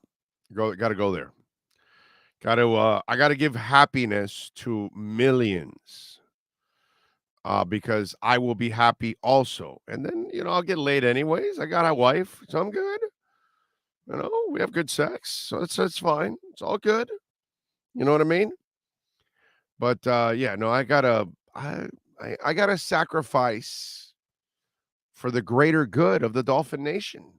I have to do that. I have no choice. I mean, look at the extremes we go to cover the Dolphins. I'm the only reporter in the history of South Florida. Let me repeat that again, by the way. I just realized that I'm the only reporter in the history of South Florida media who paid his own way to give you guys more information in the draft and covering the Dolphins at the Las Vegas Football Classic, at the East-West Shrine Game, at the Senior Bowl, at the Orlando Gridiron Classic, at the Combine. I'm the only reporter in the history of South Florida sports that had to use his own money to cover the Dolphins on a better level. So, if I'm willing to make that sacrifice for our Dolphin Nation, what do you think? Huh? So there you go. It was Cindy Crawford in her prime that did it for me beyond smoking hot inferno. She is hot. She's beautiful. Tua may be the biggest bust in the 2000 era if he doesn't come through. That's it. He's a disaster. Omar, not reliable. Go figure. Omar is very reliable. You're very reliable, too. What game you watching tonight? Are they both end in nail biters? They can't, bro. One starts at 7, the other one starts at 8:30. You would need so many overtimes. So, no, it's not going to end both at the same. So, I don't have to worry about that. Big O, remember, if you're not at the game live or watching it live, you're not a real fan. Yeah, that's true. That's true. Folks, remember, the man with 2 first names is, Chad was kind enough to remind us of that. Make sure you're watching live. If you somehow choose to then go to the Heat and then not watch the end of the Panthers game and then watch it later on, well, you're not a fan. And let me tell you something. If you're watching the Panthers finish the game and you didn't watch the beginning of the Heat game, you're not a fan. Sorry. Oh, and that's the other thing the guy with the 2 first names also wants to remind us. If you don't watch the game live and then you have to watch it after, your life will never be the same again. You'll have this void the entire time. You won't be able to sleep. You know, man, oh, God, I can't believe it. I had sex with these 3 women when I could have watched the Heat game live.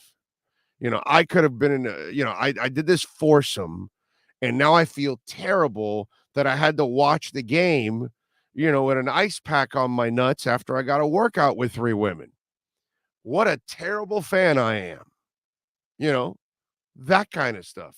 So remember, folks, if you've got to do something else, take your wife into labor, have sex with 3 women, go on a whatever spree of you on gambling, I don't know, anything you want.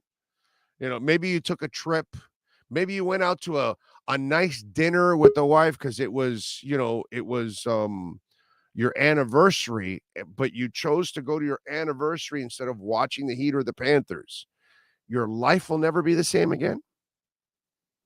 So remember that. It'll be a void. The guy with first 2 names tells us this all the time. If you don't watch it live, your world is over. So there you go. All right, let's get ready for hour number 4. Let's talk about why the NHL crapped all over and dropped this big-ass turd on top of the Panthers and why they should have given them the better schedule, and they didn't. So we will talk about why the traditionalists keep pissing on the Panthers with George Richards, of course, who provides great insight for Florida Hockey Now and covering the Cats and writing about 87 articles a day. All right, we'll talk about this mess and why the NHL hates the Panthers. We do that in our lockdown segment next.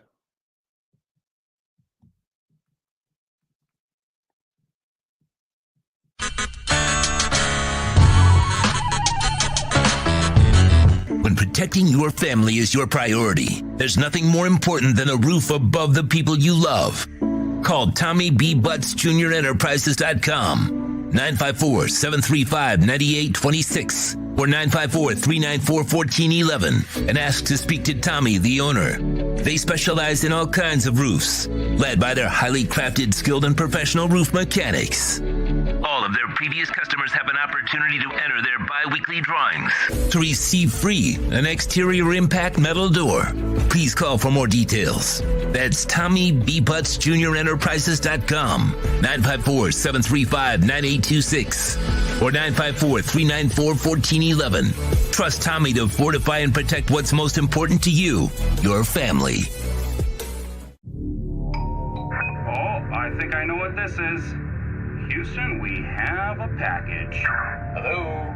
No matter where you are, the Sloman Shield home security system guards your home. With next-gen perimeter protection, 24/7 monitoring, and interior motion sensing. And right now, get a free Sloman Shield security system and doorbell camera, all professionally installed, for free. Shield your world, the Sloman Shield.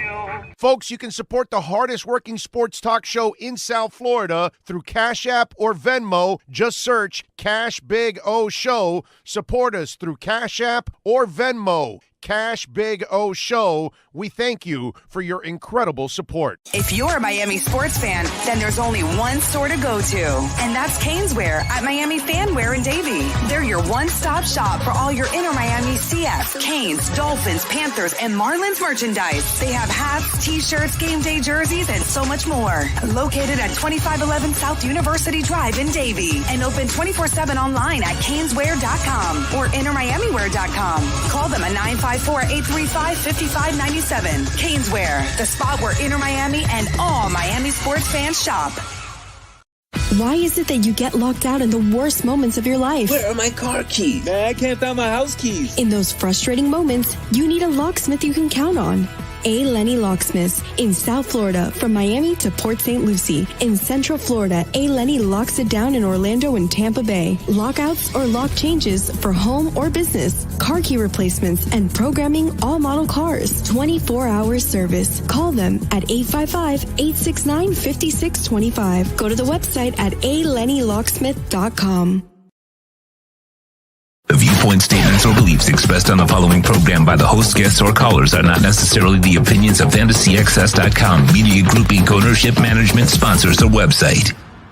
Time for the Lockdown segment with Florida Panthers insider George Richards. This Lockdown is brought to you by A. Lenny Locksmith Services. Count on them 24 hours a day. Go to the website at alennylocksmith.com. Here's FloridaHockeyNow.com insider George Richards.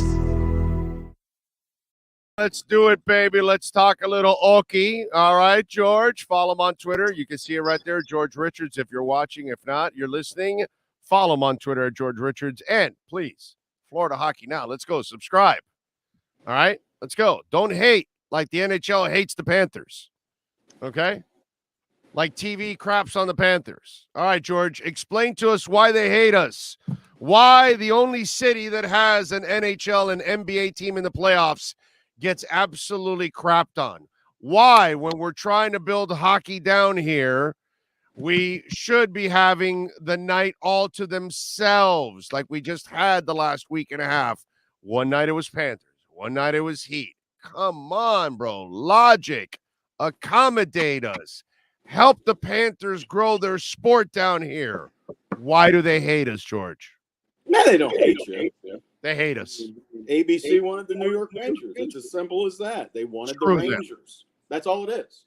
And the ABC, ESPN wanting to put the Rangers on in the Tuesday, in the Wednesday, Friday time slot oversees whatever happens down here in Florida. The NHL, the NBA, the NHL would much rather have the Panthers not going against the going against the Miami Heat. They especially if they saw today's morning skate, there was no media there.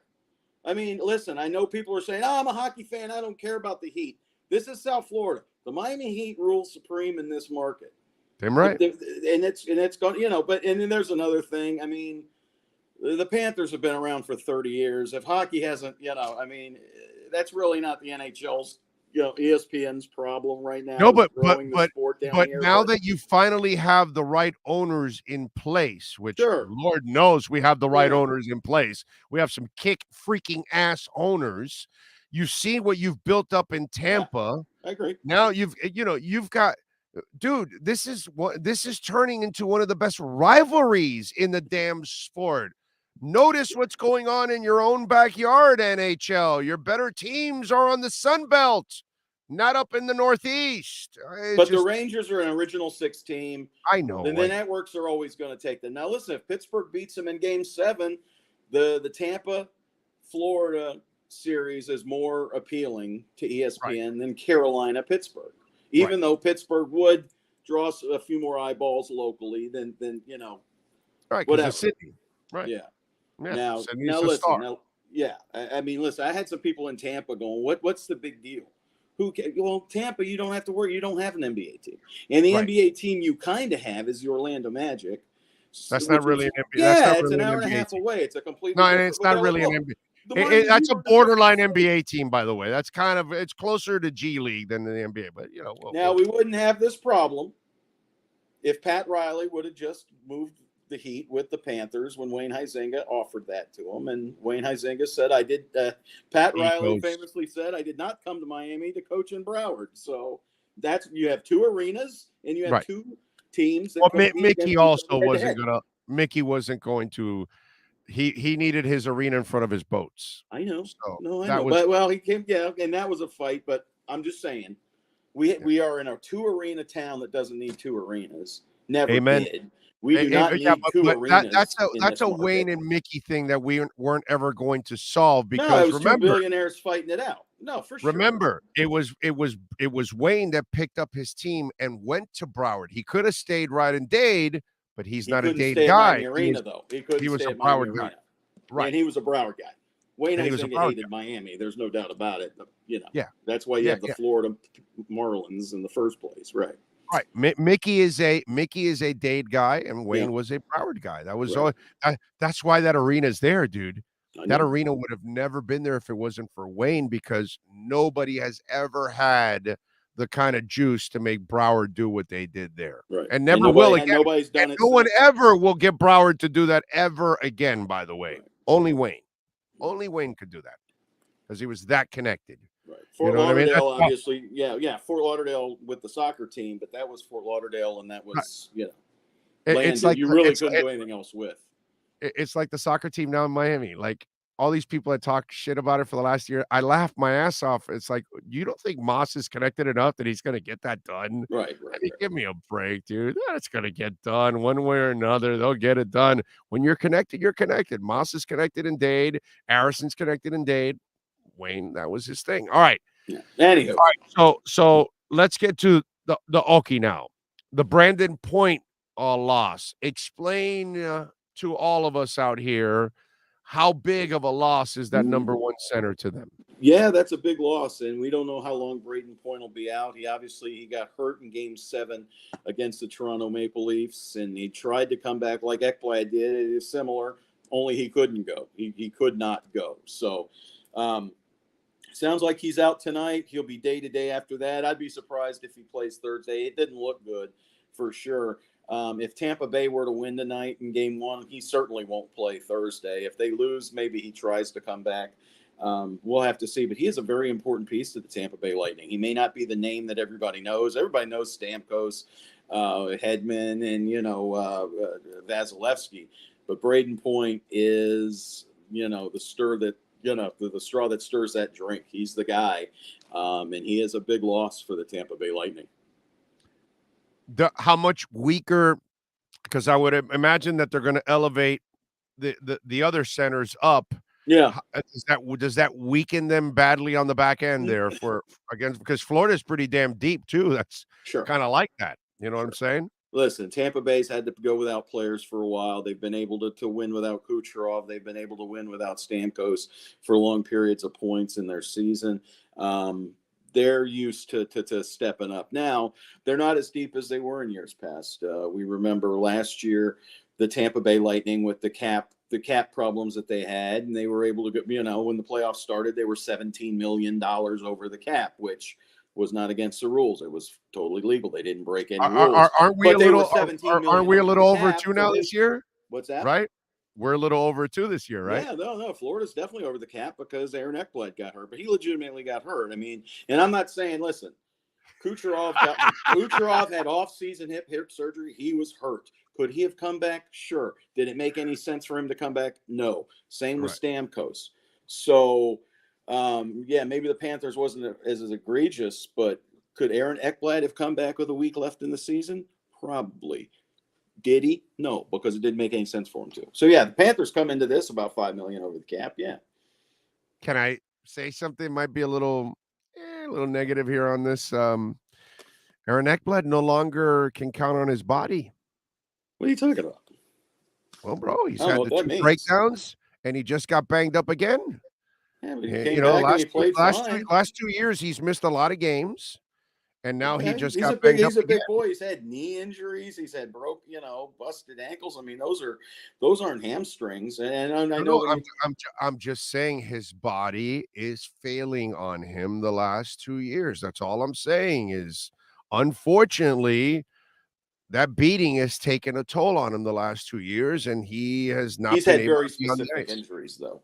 He's had very specific injuries. That's a different deal. I know where you're going. And I don't think that's I think he's had very specific, and not, because we know the guys. There are some. He's guys, a hell of a player. Hell of a player. I mean, all I'm saying is, if you're the front office now, moving forward and building this team, you've got to be well aware. I'm not telling you you're cutting Ekblad, you're dumping or whatever. He's a core guy. You love the guy and everything. It's just sad that the last 2 years his body's not holding up, and he just came back from an injury. And now he's banged up again. And, dude, you could tell in that game he was hurting. Like when he Yeah, came yeah, back, it looked like he had some kind of back thing going on. Yeah, yeah, he got hit pretty I'm hard. just saying, luck Yeah. has not been on the man's side the last 2 years. No, for sure. But he's still signed for a couple years. He's still in Norris, Canada. He's fine. No, I know he's terrific. I just worry about what's been going on with the injuries, last 2 years. That's all I'm worried about. All right, Bob, going into this series, what do you like? What could you be concerned about? Well, I'm concerned that Bob's going against Tampa Bay, right? He hasn't played well against Tampa Bay since he was with the Columbus Blue Jackets. I mean, last year in the regular season, Tampa Bay beat him up pretty good. They beat him up real good in the playoffs. He only played him one time this year, gave up 6 goals. That's the concern, that Bob and Tampa Bay are not a match made in heaven. And Tampa knows it, and Bob knows it, and I think that's a big thing. But the way that Bob has been playing all season, the way that Bob has been playing in the postseason, the Panthers are very confident that he's going to continue this. But, if Tampa Bay is able to score a couple quick ones on him tonight, there's going to be people. Tampa Bay's got Bob again. Tampa Bay knows Bob. And listen, he knows that too. I mean, those thoughts have to be creeping into his head. So I think a big game from Bobrovsky tonight. If he's able to hold Tampa to 1 or 2 goals, Florida wins something like 4-2, something like that, where Bob's making big saves early, often. I don't care what the numbers are, as long as he's competitive and making, looks. I think that'll go a long way to determining where this series goes. If he gives up a bunch of goals, now, I mean, now for our fans that are, fence straddlers and they barely watch, or they're now watching, or they're getting on the bandwagon, let's be fair now. Yeah. Panthers can score on Vasilevsky. Yeah, they have. Sorry. Right. He's a hell of a goaltender, and maybe he's not as good as he's been in the past. Yeah. But having said all of that, I know what George says might scare you a little bit, but just to make you feel a little bit better, some bitches can score on that guy all the time. And they go in with George. They have confidence too going up against that guy, no matter how good he is. I wrote that story this morning, FloridaHockeyNow.com, about comparing the 2 goalies. Vasilevsky used to dominate the Panthers. He has 3 shutouts, which doesn't sound like a lot, but that's the most shutouts he's got against any single team. None of those in the last couple years. Now, he did shut him out in Game 6 last year, but last year in the playoffs, he gave up 4 goals to the Panthers in 3 of the 6 games. Florida knows they can score on Vasilevsky. Even this last game, the last home game of the year, which was kind of a crapshoot. Crap show, whatever. Florida had 3 or 4 goals on Vasilevsky in the first period, and then Tampa Bay ran away with it, and Florida didn't really care. That game that ended their winning streak, but they scored against him the last time they played him. So Vasilevsky is good, very good, but the Panthers have shown that he's human. Thing is, now he seems to be really getting into a zone. He's carried Tampa Bay the last 2 games. They were down 3-1 in that series to Toronto, and they won Game 6 and 7, and a lot of that was because of Vasilevsky. So, like Bob, coming into this playoffs feeling pretty darn good about himself, so is he. Okay. All right. I like that. All right. Before I let you go, Verhaeghe, is it a coming of age type of thing for him? Is it more that he's just a hot player right now?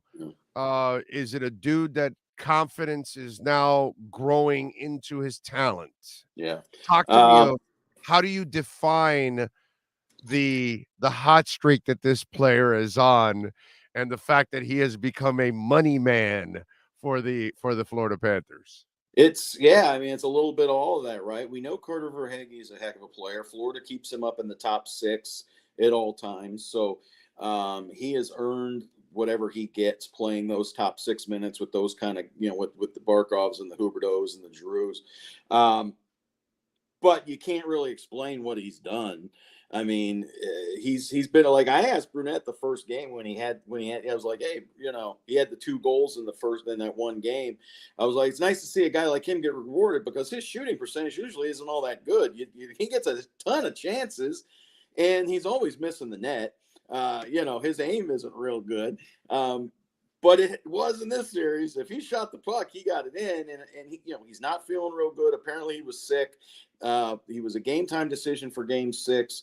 He could have had 2-3 goals in that game. He was stopped right at the foot of the net by a really nice save by Samsonov. He had another breakaway where he just missed, and then he gets the game-winning overtime goal. The run. So what is he, Mike? What is he, Michael Jordan in a flu game against Portland? Is that what we're getting there from him? Well, no, I don't think it was anything like that.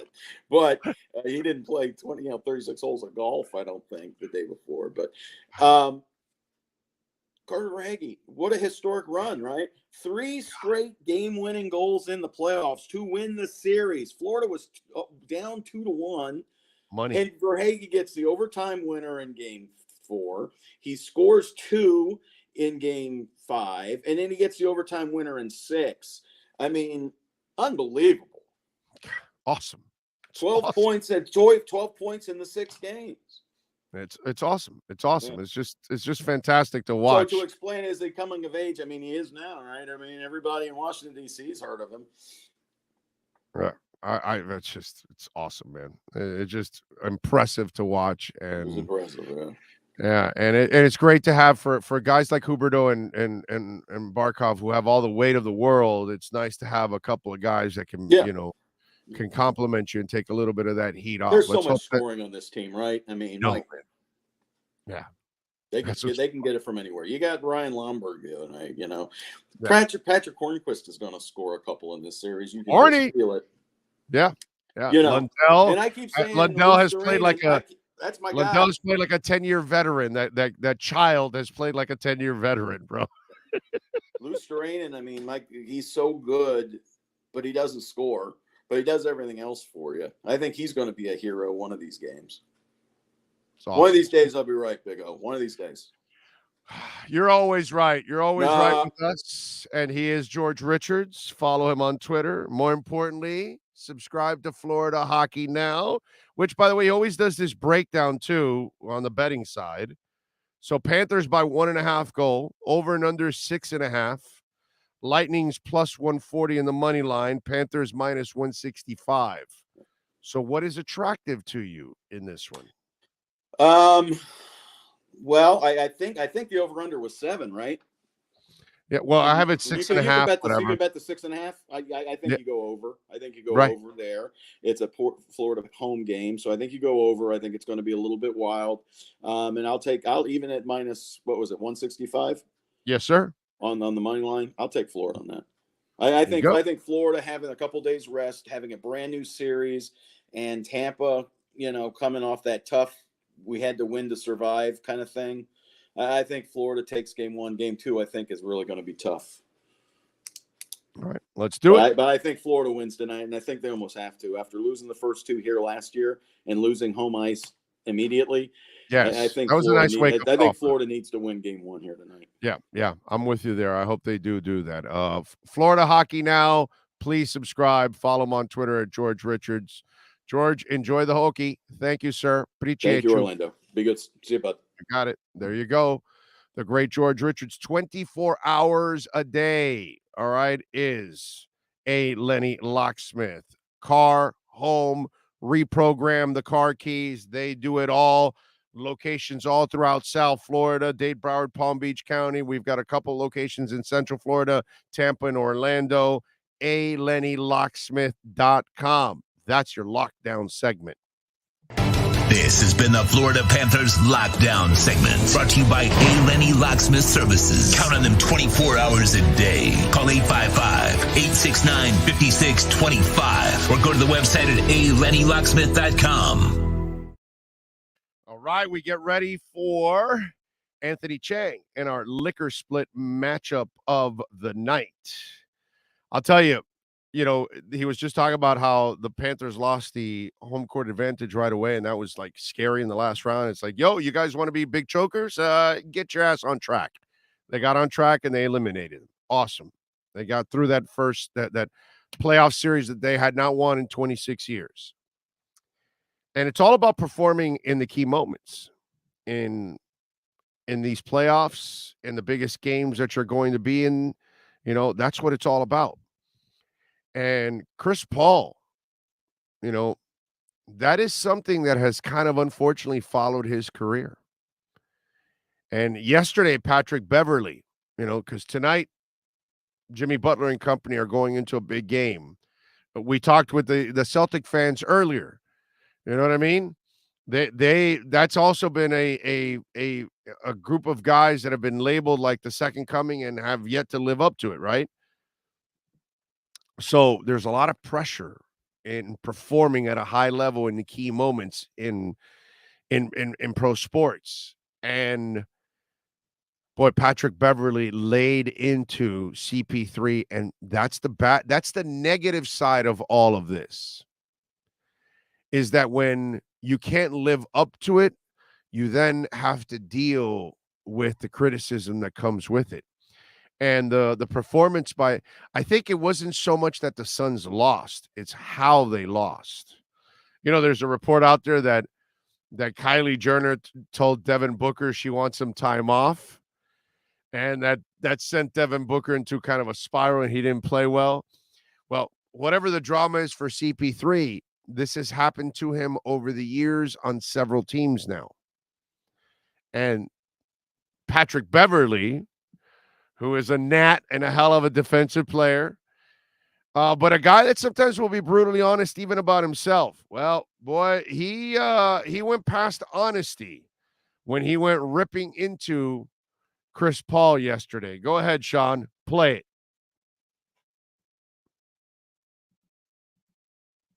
Nobody worry about Chris Paul when he played Phoenix Suns. Nobody in the NBA. Well, what did I just say, though? And I'm just letting you know how NBA players feel and think. I believe you, but what I'm saying He's finessed the game to a point where he gets all the petty calls, all the swipe throughs at the end. I mean, this guy is out, man. We gonna be honest. We want to be really honest. Yes. He should have fouled out. He should have fouled out. The last game, too. You see the replay against Brunson, hit him on the shoulder, hit him in the mouth, ref don't call anything. If that's me, review it. Flagrant one. If that's him, they don't call it. So let's not get it twisted, man. He should have fouled out. He can't guard. He literally can't guard. He can't guard. Yeah. He can't. Chris Paul can't guard anybody? Is that what you say? Did you see that? No, he can't. Everyone knows that. Excuse me. No. I don't know that. I haven't heard anybody tell me that. Because you haven't suited up. Guys don't like to tell you all the truth. You know that. Because they scared. They scared what you going to take with it. No, he's right about that. They will lie. He's honest. They will lie. That is true. He's not lying about that. CP can't guard nobody, man. Everybody in the NBA know that. Everybody know that. He can't guard anybody. What we call a cone. You know what you do with cones? Like when in the summertime, you got a cone. You make a move. What does the cone do?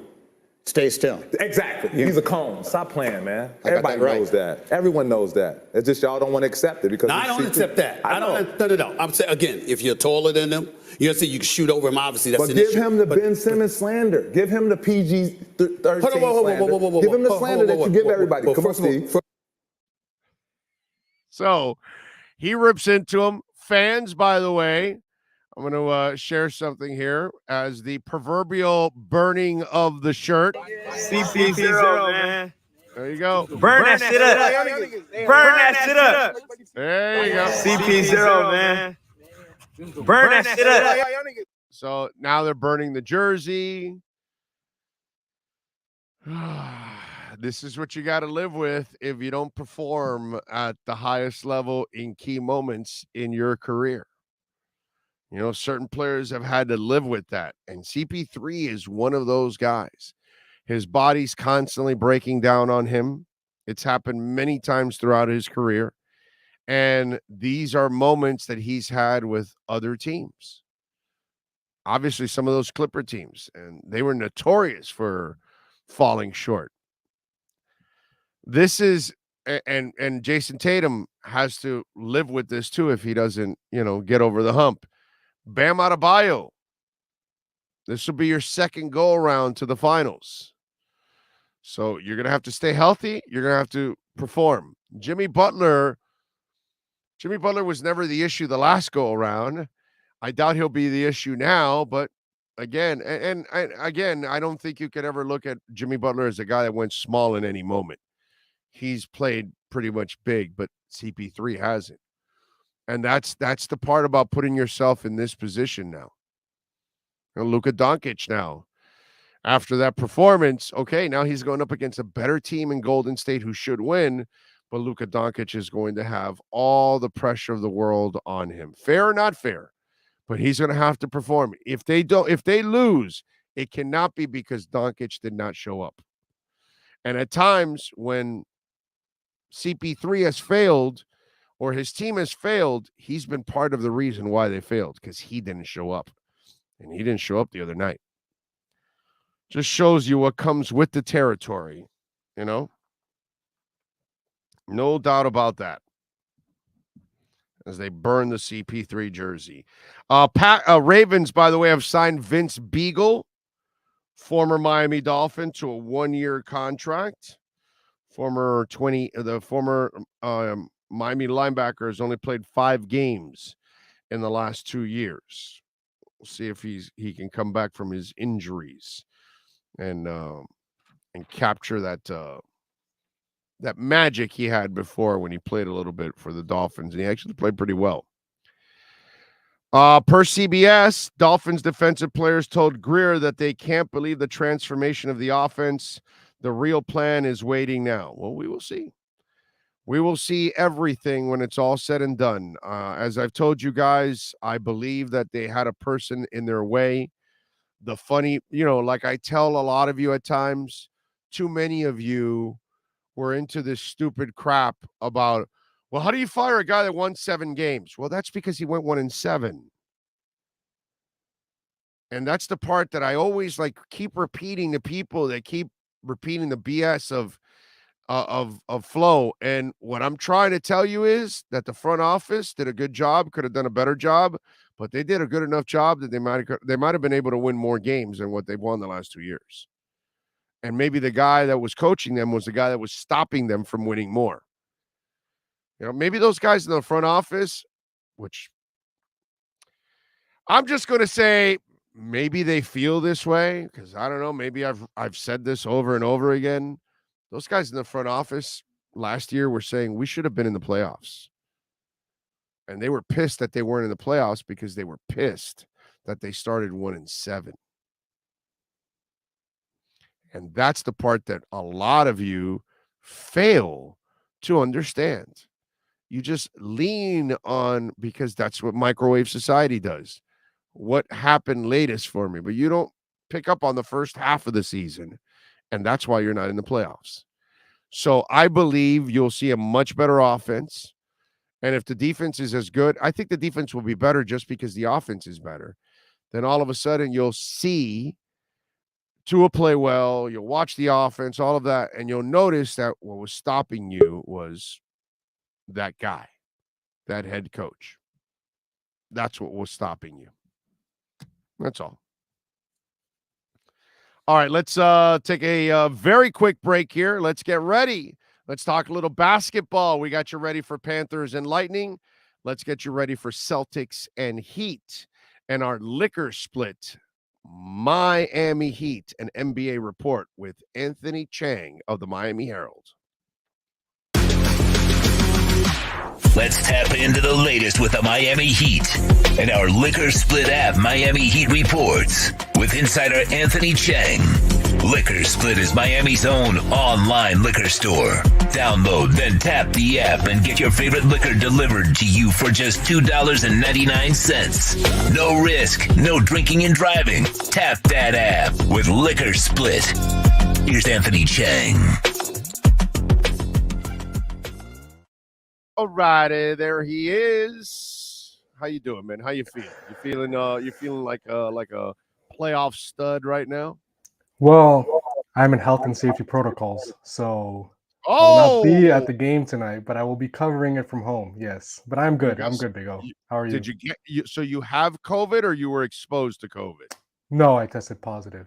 Ooh, yeah. Okay. Well, dude, it's the inevitable. We're Yeah, all gonna no. get it. First time, my first time. If I haven't had it already, I will get it at one point or another, dude. Yeah. I mean, give me a break, bro. Yeah. Presidents, vice presidents, prime ministers, these are people that are incredibly exclusive. Right. They're getting it, bro. Yeah, Okay? with the amount we travel and all that, it's just I'm surprised it took me this long, honestly. Yeah. But hopefully by the end of the week I'll be back. But for now I am in isolation.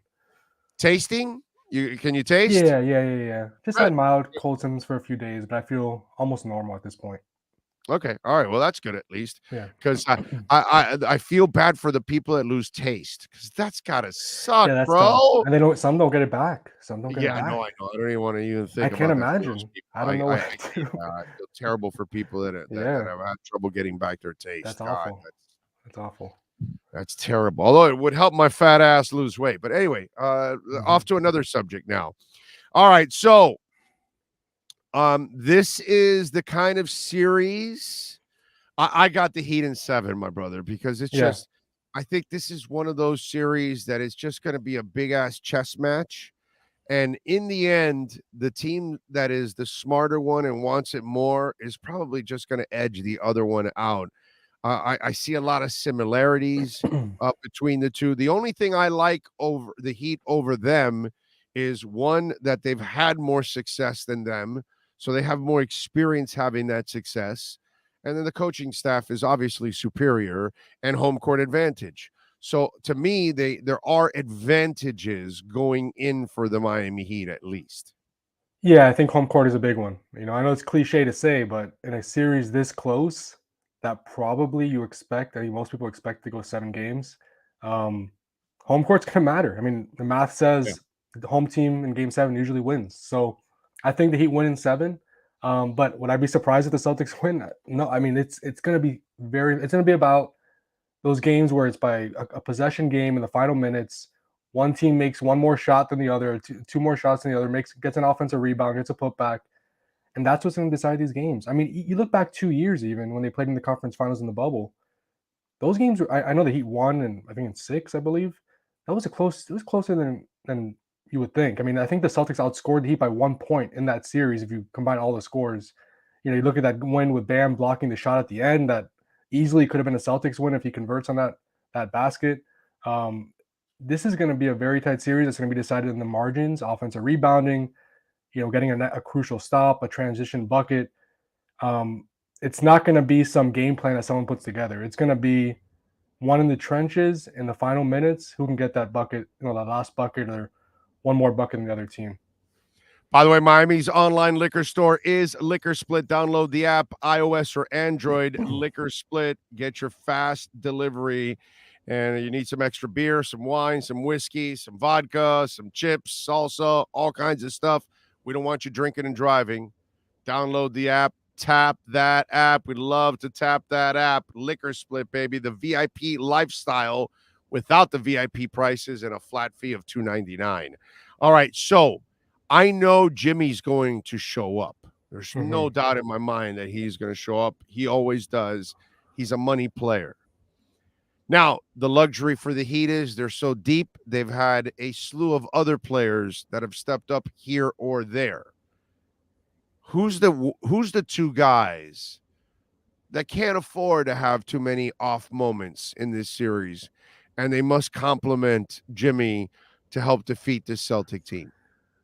I think one for sure is Tyler Hero. This series, it's about shot making because these defenses are so good. You're going to need shot makers to make tough baskets in isolation situations because they play similar to the Heat as far as their defense. They switch a lot, put you on a lot of one-on-one type of. We have to beat your matchup pretty much to score. Tyler is that type of player that can do that. He's going to have to play better than he's played in the first 2 series. He is for the Heat to win and get to the finals. The other guy, I think it's Bam probably just because he's the other star in this team. Does he need to put up 30 points? No. But whenever he gets a smaller guy matched up against him, he needs to be aggressive. He needs to make the Celtics pay for that. One of the ways you beat a switching defense is you slip screens. Bam can do that. So I think Bam and Tyler are going to need to be big. And obviously, if you can get Kyle Lowry back at any point in the series, he'd be very important. I mean, you look back at that game in Boston late in the season, Kyle Lowry played really well. And it's going to hurt not to have him, especially against a defense like this. But I think if Tyler and Bam can play consistently solid offensively in this series and obviously give you what they give you, Bam gives you what he gives you defensively, I think he'd have a good shot. If Tyler scores averages 11 points on 32% shooting again, I don't think that he can win this series. Follow, by the way, Anthony on Twitter at Anthony_Chang. Catch his work there at the Miami Herald as always, and you can catch him twice a week here all year long with our liquor split matchups or liquor split Miami Heat and NBA reports here twice a week. So make sure you catch him here and download the app, iOS or Android, liquor split. All right. So we look at Kyle Lowry that you just talked about. Mhm. He's out for this game, right? It's official. He's out, right? Yes, official. Okay. What are you hearing are you hearing anything back there somewhere? What's the deal? Does it look like something that's going to linger much? Yeah.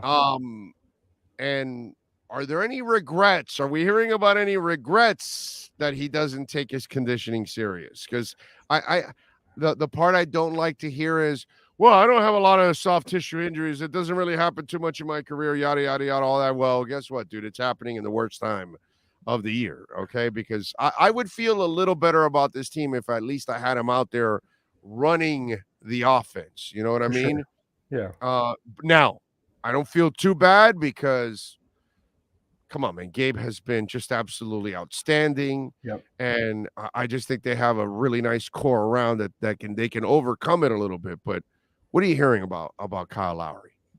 Well, Jimmy said at practice yesterday that Kyle believes he can come back soon. I think the hope is he can come back in this series. Again, with a hamstring, it's tricky. We saw it in the Philly series. They brought him back. He didn't look like himself. He re-aggravated the injury.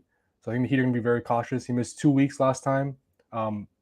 If he misses 2 weeks again, that would take him through up until Game 4 of this series. So I think if he comes back, it'll be midway through the series, late in the series. He hasn't practiced yet. He didn't practice Saturday or Sunday. So I don't expect him back like in the near future. I think maybe later in the series there's some optimism that he could, but they're not going to rush him back. They saw what happened when they did that against the Sixers. So we'll see. But like you said, Gabe Vincent's been very good. Jimmy and Bam have to play make a little bit more when Kyle's not in there, which they can do. I mean, they played those roles the last few years when Kyle wasn't on the team. But yeah, it would help to have Kyle against the Celtics, to run the offense against a defense like this and to have his shooting on the court. It hurts. There's no way around it. This team is better if Kyle's healthy. But you have to hope that Gabe, can continue filling in like he has been over the past few weeks. Caleb. I want to see a lot of Caleb Martin in this series coming off the bench. I think you will. I hate to say this, but and I know I've been picking on him all year. I don't want to see Duncan. I think he gets exposed in this series right away. Yeah. He gets out there on the court, and I think almost any of the 5 guys that are out there are going to somehow create havoc for him and problems for him.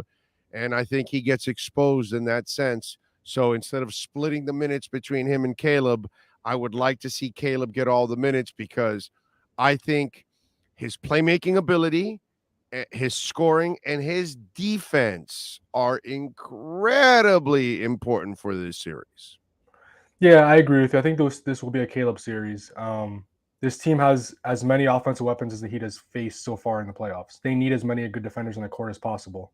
You put Duncan out there, Boston can hunt him out and take advantage. So I think Caleb, his length, his athleticism, his versatility fits with what the Heat needs against a team like Boston who has Jason Tatum, Jaylen Brown, or Horford. We saw what Grant Williams can do if you leave him open. Marcus Smart, they have a lot of live bodies that you got to respect offensively, where you can't hide defenders against really anybody. So I think Caleb will be important. He'll play in the series. I think Duncan might get a few minutes, just like we saw late against the Sixers, where Spo puts him in there for a couple minutes, see if he makes some shots. And then the second half, he might not play if he goes 0 for 2 in the first half. You might see some of that. But I think Caleb will get most of the minutes in the back end of the rotation. Bam Adebayo. All right, we get past all this crap about him becoming an offensive force and all that stuff. That's never going to happen. That's not who he is. Who's the best Bam Adebayo you need against the Celtics? Describe it. One that could switch onto pretty much every Celtics player and guard him and stay in front of him, and a guy who could punish mismatch. Again, against a switching defense, he's gonna have some opportunities against smaller defenders. And when he sees that opportunity, he has to take advantage. You have to take advantage of every opportunity against a defense like this where there aren't many. And Bam will have some mismatches against, a forward or even maybe a Marcus Smart, defensive player of the year at times. And he has to score on, or at least draw a foul or be aggressive when he's in that situation. So I think that's the Bam Adebayo you need. You don't need him to score 35 points. He's not going to do that.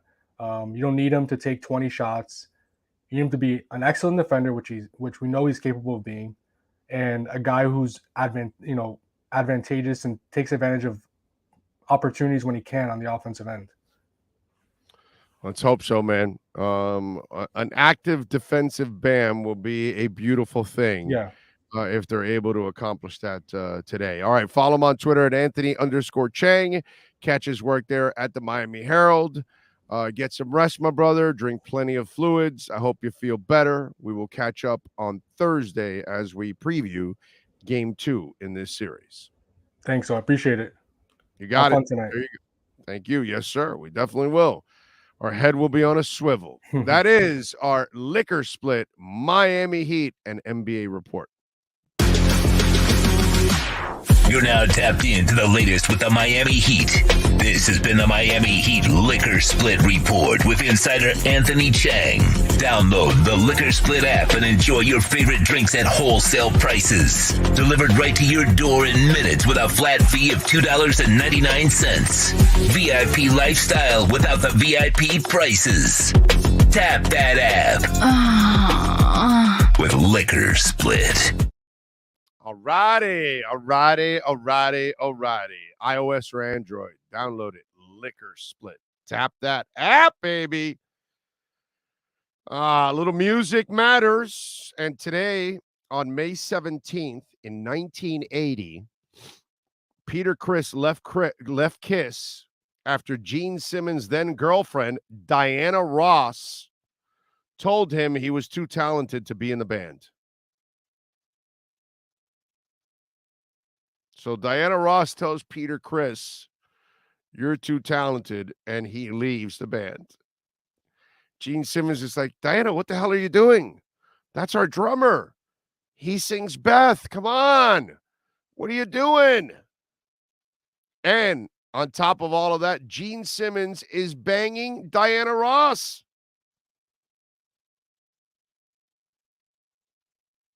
That's eating good in the neighborhood. I'm an Applebee's fan. In 2006, on this date, Paul McCartney announced that he and his wife, Heather Mills, have given up the fight to save their marriage. And after 4 years together, they're going their separate ways, says Journey. In 1983, on this date, the number one song in the country was David Bowie's Let's Dance. Damn, I'm old. In 1983, Stone Temple Pilots singer Scott Weiland was arrested in Los Angeles after police stopped him for driving without headlights and found cocaine and heroin in his car. He was released on $10,000 bail. Wow. Hell of a singer, man. And the same story that's happened to so many. They pissed their life away in drugs and they kill themselves. In 1990, on this date, Nirvana played their last date of the North American tour in Boise, Idaho. The gig was the final one. Drummer Chad Channing played with the group. After playing on Bleach, Chad chose to leave the band due to creative differences. He was replaced by Dave Grohl, September of 1990. And to think about it, you needed the death of Kurt Cobain in order for Dave Grohl to be Dave Grohl. Anthony Chang tested positive for COVID. So did Eric Clapton. That's right. Clapton earlier today announced a fall tour in the U.S., hitting several markets. But as dates are on the horizon, some of his current shows are being postponed. He tested positive for COVID. It was revealed that Clapton's immediate shows in Zurich and Milan have been postponed as the guitar great tests positive shortly after his second concert at London's Royal Albert Hall. And according to Clapton, he's been advised that if he were to resume traveling and performing too soon, it could substantially delay his recovery. So, postponements for Zurich and Milan. Now, for those of you that are asking, his U.S. tour, for our friends in Columbus, Ohio, you win on September 8th at the Schottenstein Center. On September 10th in Detroit, Michigan, you can enjoy Eric Clapton at the Little Caesars Arena. On September 12th and 11th in Chicago, Illinois at the United Center, you can enjoy Mr. Eric Clapton. In September 16th in Pittsburgh, Pennsylvania at the PPG Paints Arena, he's there. And on September 18 and 19 at MSG, you can see Eric Clapton. Those are the only U.S. dates that he has out there. So if you're interested in any of those U.S. dates, you will not be able to see it. Okay? One more sad note in music. Mac Miller's drug dealer has been sentenced to 17 and a half years in jail for the sale of lethal fentanyl, which is what killed Mac Miller. So the top drug dealer convicted in the fatal fentanyl overdose of rapper Mac Miller was sentenced to 17 and a half years in federal prison. The judge rejected his plea deal as too lenient as he continued to sell counterfeit oxycodone pills even after the rapper's untimely demise. So they had an easier sentence for him, and he had to settle for the 17 and a half years. My problem is 17 and a half years is not good enough. You know, I've always been a proponent that in sports, if you take a dirty shot at a player and you injure that player, and that player is out for 2 weeks or 2 months or the rest of the season, my rule would be, well, you took a dirty shot. You are now out and suspended as long as that player is out with injury. Oh, and by the way, without pay. Because if you chose to take a dirty shot, then you have to go with the consequences too, because it's not part of the game. But yet you chose to take a dirty shot at a player and you injured that player. He is now out for a week or 2 months. Meanwhile, what do? We gave you a little foul. You gave up a free throw. You gave up 5 or 10 or 15 yards of field position. Is that it? That's all you paid? No. So same thing here. You killed Mac Miller. So if they have the death penalty, give them the death penalty. And if they don't have the death penalty, then guess what? You don't ever get out of jail. Why should that guy get out at 17 and a half years? Mac Miller did a terrible decision in doing drugs, fentanyl, all that. I get all of that. But this guy chose to sell something that surely was going to kill you. Drugs, these kind of drugs eventually will kill you, but obviously what he did. So I just found it kind of disgusting that the guy gets off easy at 17 and a half years when someone else lost their life because you chose to sell something that was going to not just get somebody high, but it was going to kill them. Not that I'm condoning any kind of drug use or anything. I'm just saying. You just can't go selling things to kill people and then you get a few years, you get to walk away from it. I know 17 and a half is not a few years, but it leaves him with more life to enjoy than Mac Miller ever could have. That's all I'm saying. Let's see. Rosendo, good afternoon, Big O Nation. Time for the Heat and the Panthers to shine and to focus for the one purpose to win. Bless everyone with good health and good fortune. And crypto highs. Let's see. To Dougie Fresh, pro tip, if you have blow and heroin in your car at night while driving, turn on lights. Yeah, that would be good. That would be. I think you're high. You're kind of testing your vision. How good am I? I can still see. So don't go to Hollywood. Oh, why? Why can't I go to Hollywood? Why? Because there's drugs. So his coke was laced. He did not do fentanyl. Well, so then this whole court case is a lie? Is that what you're saying? So he didn't take fentanyl at all? Laced fentanyl here? He didn't? Okay, bro.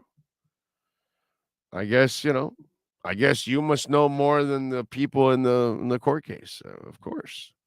I forgot that most of you, of course, you all have the facts and everything. Big O, if it grows from the ground, it is a drug. Asking for a friend. Nah. It's all natural. Enjoy. The problem with your policy is that if Giannis takes a cheap shot at Daniel Theis, they'll keep Theis out of the lineup as long as he's healthy enough to come back. Obviously, it has to be a real injury, Steve.